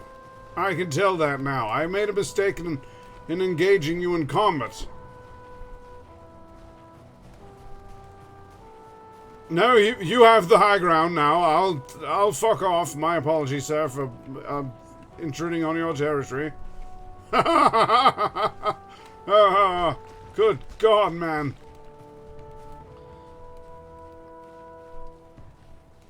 So surprised was I by that entire encounter that I've gone all Matt Berry over here.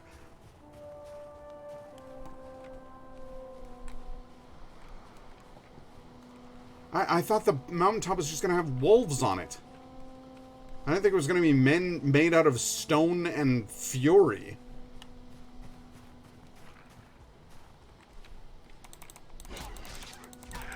Yes, that's enough of that, thank you. Oh, Star Wars taught me well. I appreciate the high ground. Oh, excuse me.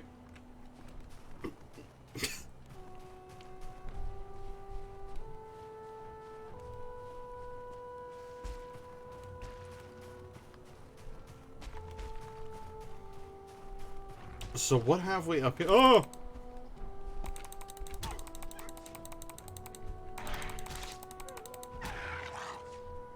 Ah! No, I have 7 health! I can't handle this!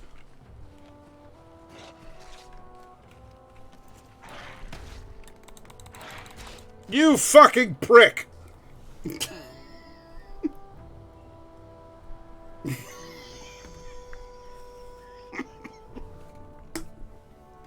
I love the idea of Matt Berry, like, just losing his shit. Fuck off! You know? He comes in all cheerful and friendly, the way that Matt Berry usually does, and then he gets bitten by a wolf. And it's just, fuck off! You bastard! Well, now I've got to go get my fucking stuff.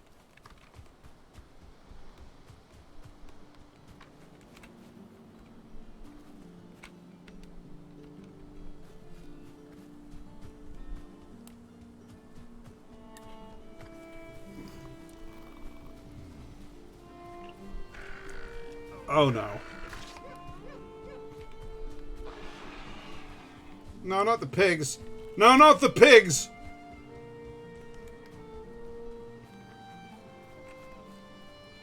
Now, everyone just fuck off, alright?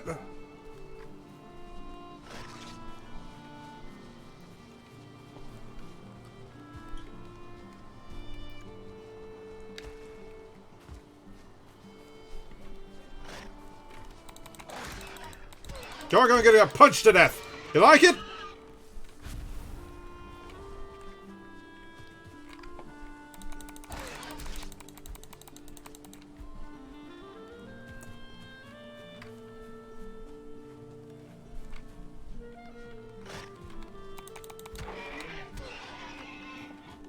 There, 1 health. 1 health! I walked away from that situation with 1 health.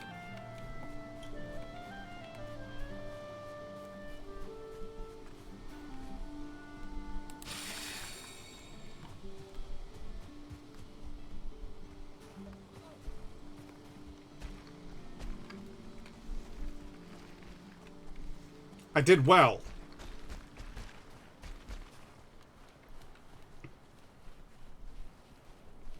Now, where's my corpse? Oh, no!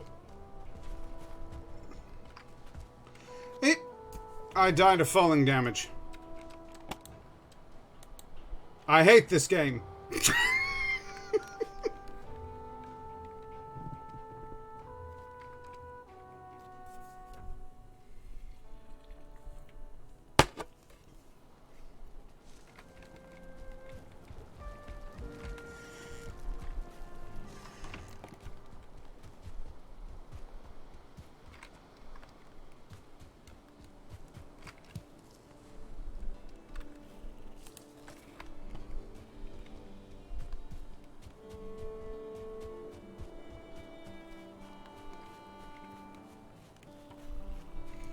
You guys know who Matt Berry is, right? Otherwise, this whole thing is pointless.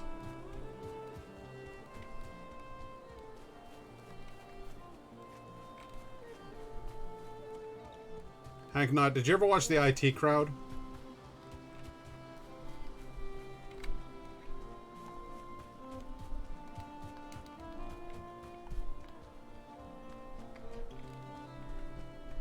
Okay, good. Just making sure.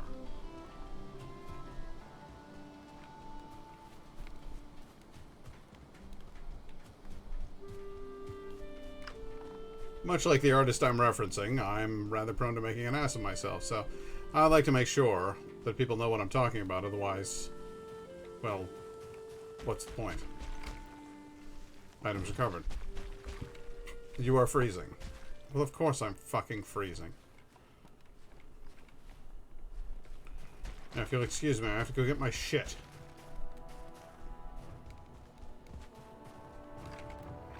Oh, this fucking wolf. Oh, alright. I see how this is meant to play out.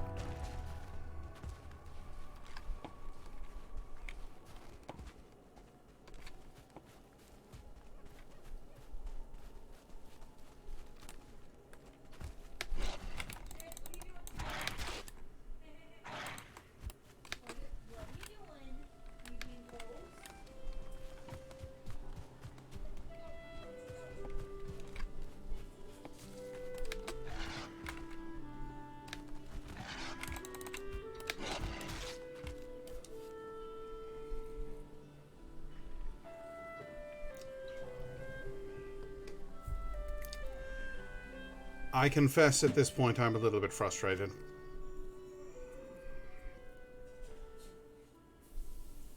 That wolf is standing over my tombstone.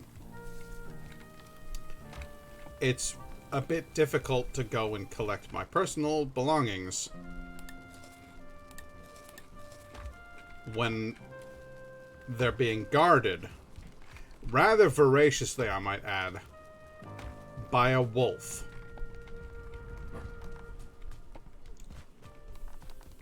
It doesn't exactly feel fair.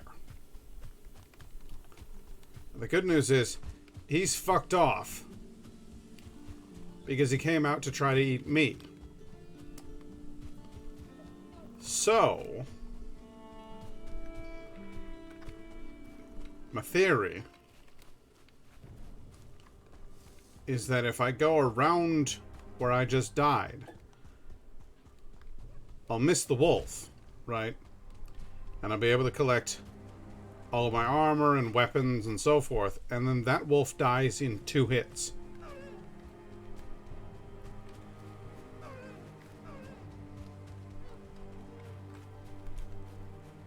But if I don't manage to sneak around the wolf, I don't collect my corpse. And if I don't collect my corpse, then I don't get any of my items back.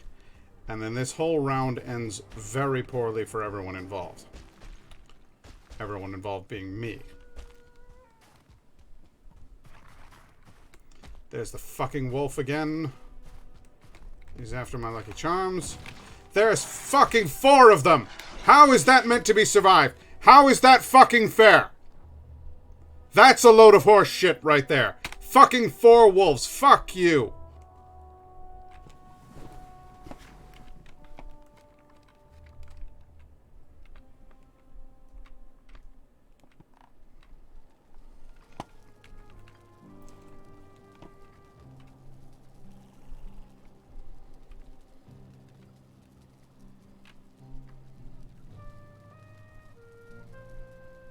Getting a bit cross.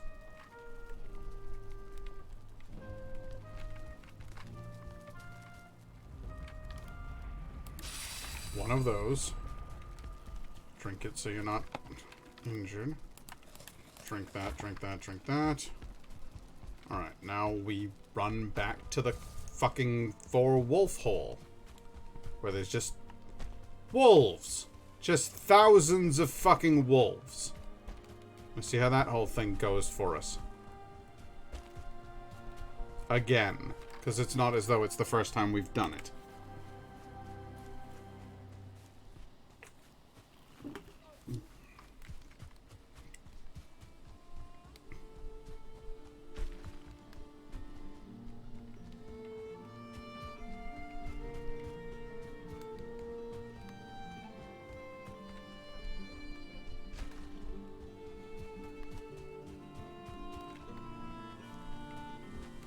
Oh, that's interesting. There's not 4 wolves guarding this corpse. Items recovered. What are items? Oh, a boar head trophy. Fuck you, you boar bastard.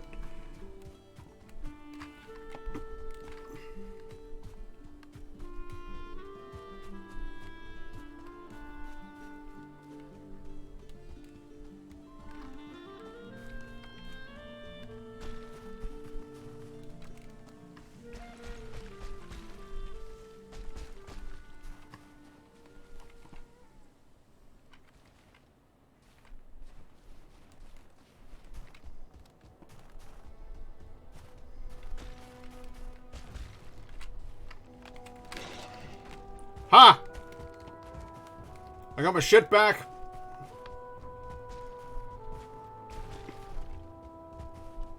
Ha!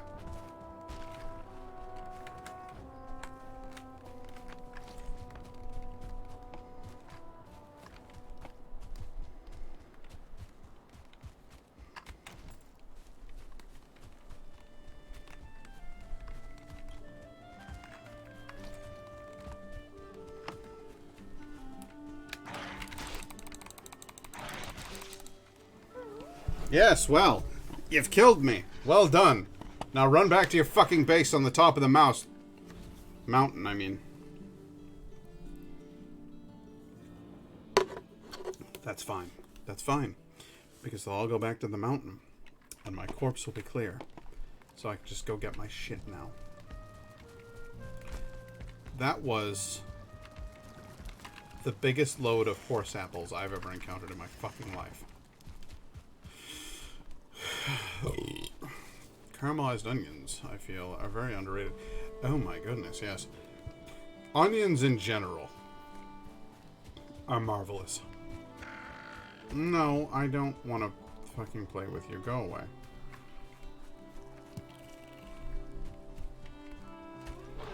Oh great, now I've got a fucking boar after me.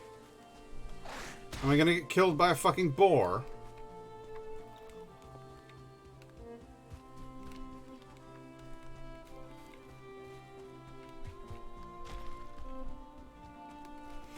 What are you doing here?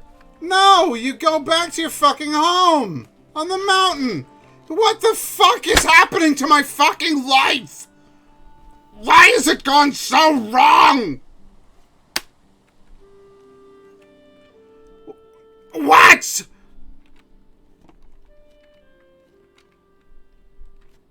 What? Get out of my swamp! Yeah, no, seriously though.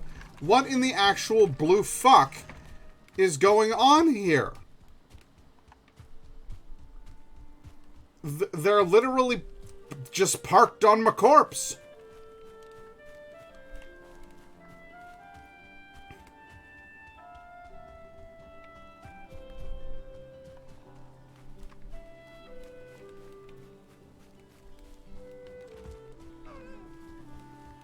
I submit that that is a big heaping load of bollocks.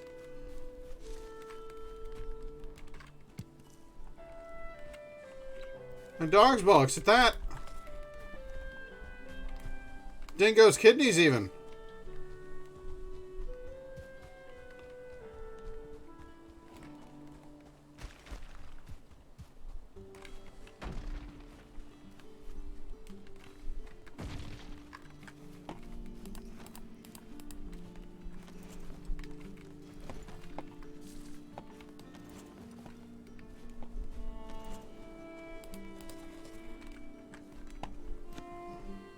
Alright.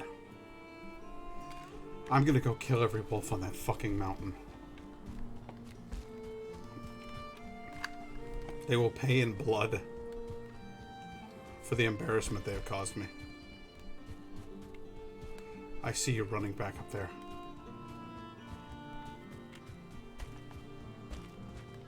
Oh, congratulations on killing that deer.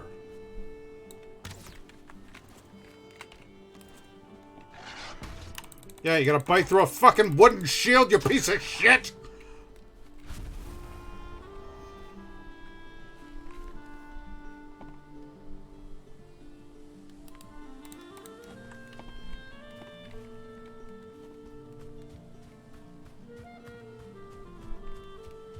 No, it gets real right about now. It's where you find out something about your friend Pat. I don't have a whole lot of pride, okay? But when you take the little I've got, I make you pay for it.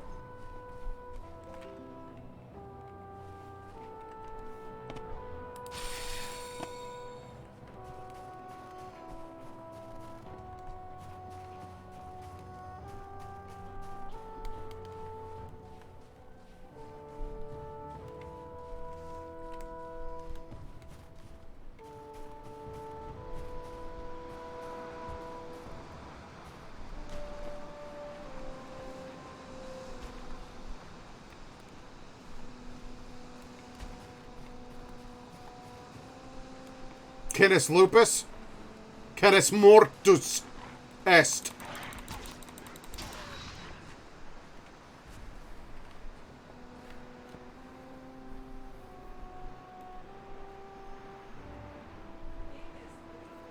Did you like that?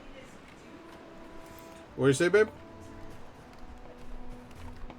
I said Canis lupus, more like Canis doofus. More like canis poopus. You shitty wolf.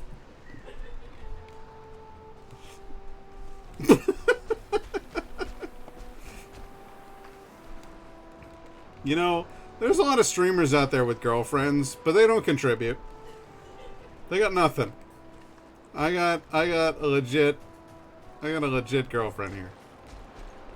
Canis doofus, you say. Fantastic.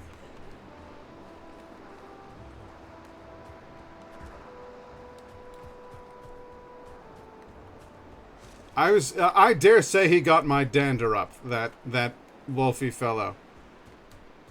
There were 4 of them. They came as if from nowhere.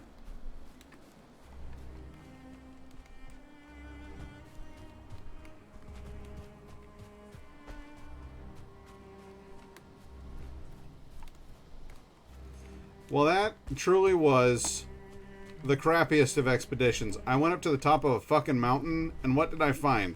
A man made out of rock who could easily trounce my ass.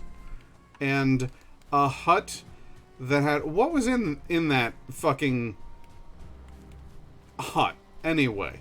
Because I think I might have found, like, a few coins and maybe some weaving material for a basket. Like, that was dog shit.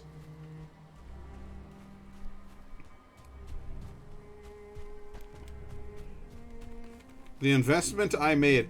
What, did I die 5 fucking times? For a couple of coins and some basket weaving materials? I'm mad.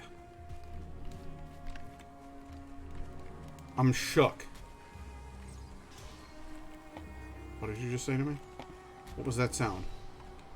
I hear somebody powering up and fighting. Is there battling happening over there? Who's fighting? I see numbers rising. A battle between the Skeleptons and the Grey Dwarves? And now you're all dead. Was it worth it?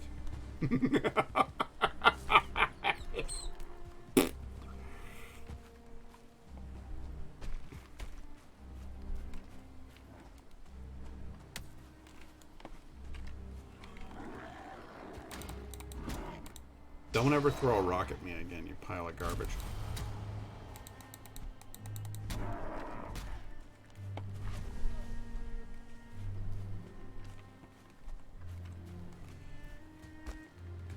So hang on, it turns out there is a climbing gym around here. Right here in Syracuse. And I was joking around with the lady who owns it. And I said I could, you know, stand to get a workout myself. I'm looking a little shabby around the middle, but it's not the middle. When you go to a place like a a climbing gym, you get the sexy shoulders. And I said, you know, I might like to go try to get some sexy shoulders. And she laughed because she was like, "You're not wrong. Both the ladies and the gentlemen, they get the sexy shoulders when they do the climbing." And so I'm giving that a bit of thought.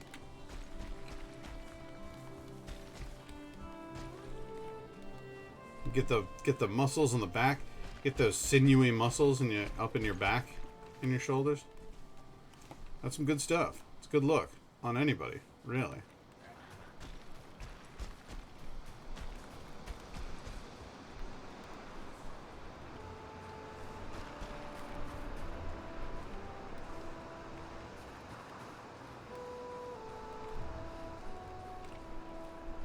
You see, Lynn's right there with me.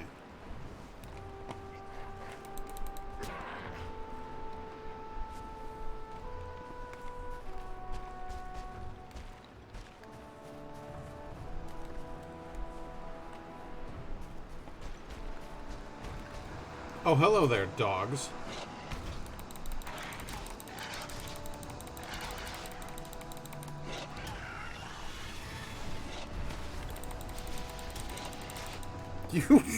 You piece of shit! I'm gonna kill every last one of you!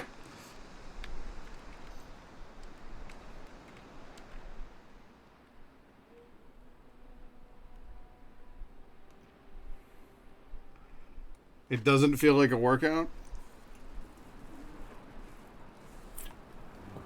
It just feels like you're awesome.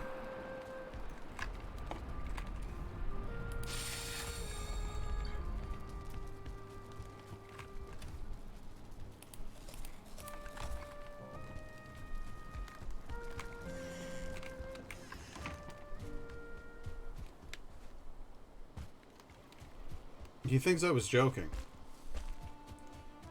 That wolf. He thinks I was having a good old-fashioned laugh. No, I'm gonna kill every last one of them. I'm gonna pull an Ellie on these motherfuckers.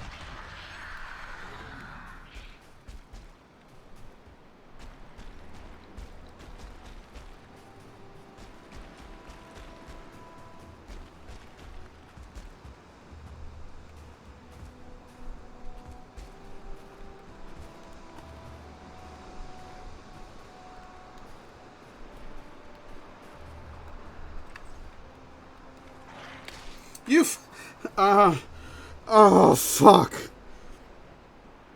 I'm so angry. I'm paralytically angry. I'm infuriated. I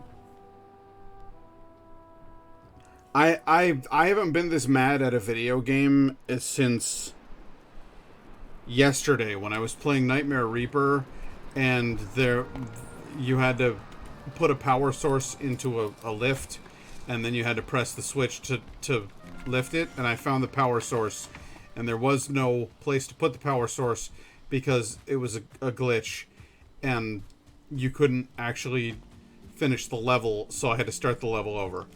My point is, I'm so angry at a video game that I feel like I was angry like I was when I was angry yesterday.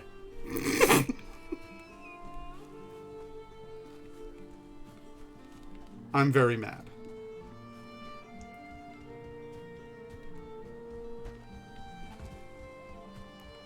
I'm all out of potions. I haven't been this mad since yesterday. Yes, exactly.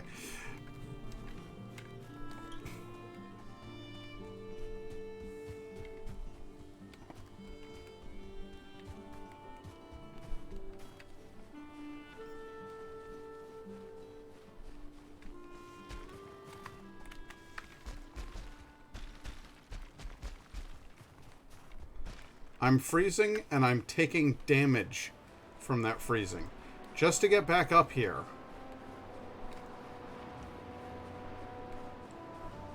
I'm taking damage.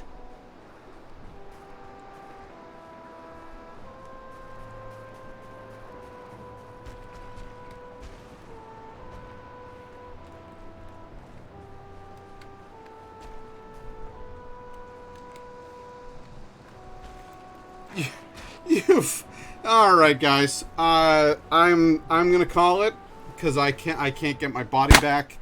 So I'm gonna go ahead and call it. I can't do this anymore. I'm like I'm actually mad. And I'm done. Uh, it's been fun. It's been a fun stream.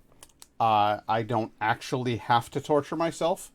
The next time I'm not gonna play Valheim for a very long time. I built a lovely mead hall. You can't make any more progress. You can't do anything new or interesting by yourself. You need other people, and I don't have friends, so that's out of the question. So I'm going to stop playing that game. The next time I stream, I'll probably be playing Chrono Trigger. But I genuinely am at a point with Valheim where I'm just like, fuck it. I'm done. So thank you, Wolves. Thank you, Death System. People who made Valheim. Thank you for making the game just an absolutely wonderful, enjoyable experience to play through, right up until the point where you die at the top of a mountain and then you can't possibly get your body back. And fuck you for doing that to me. I'm very upset. I'm gonna go lie down now. I'd probably have handled that better if I had only had one beer, but I had to compare the two, and now I'm in a cognitive state where I can't figure out the puzzle. The secret is, don't go back on the mountain. Go where your weapons are. Get your weapons, the ones that you have lying in a trunk in another base. Go get those weapons, and then go kill the wolves with those weapons. But I'm not going to do that because that would take entirely too long, and I don't care enough. That's the problem. So I'm gonna go. I'm gonna end the stream, and thank you very much for watching, and I will see you guys next time. Godspeed. Bullshit.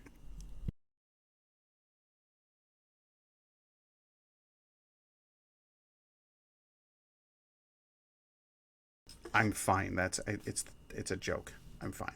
Have a good night, everybody.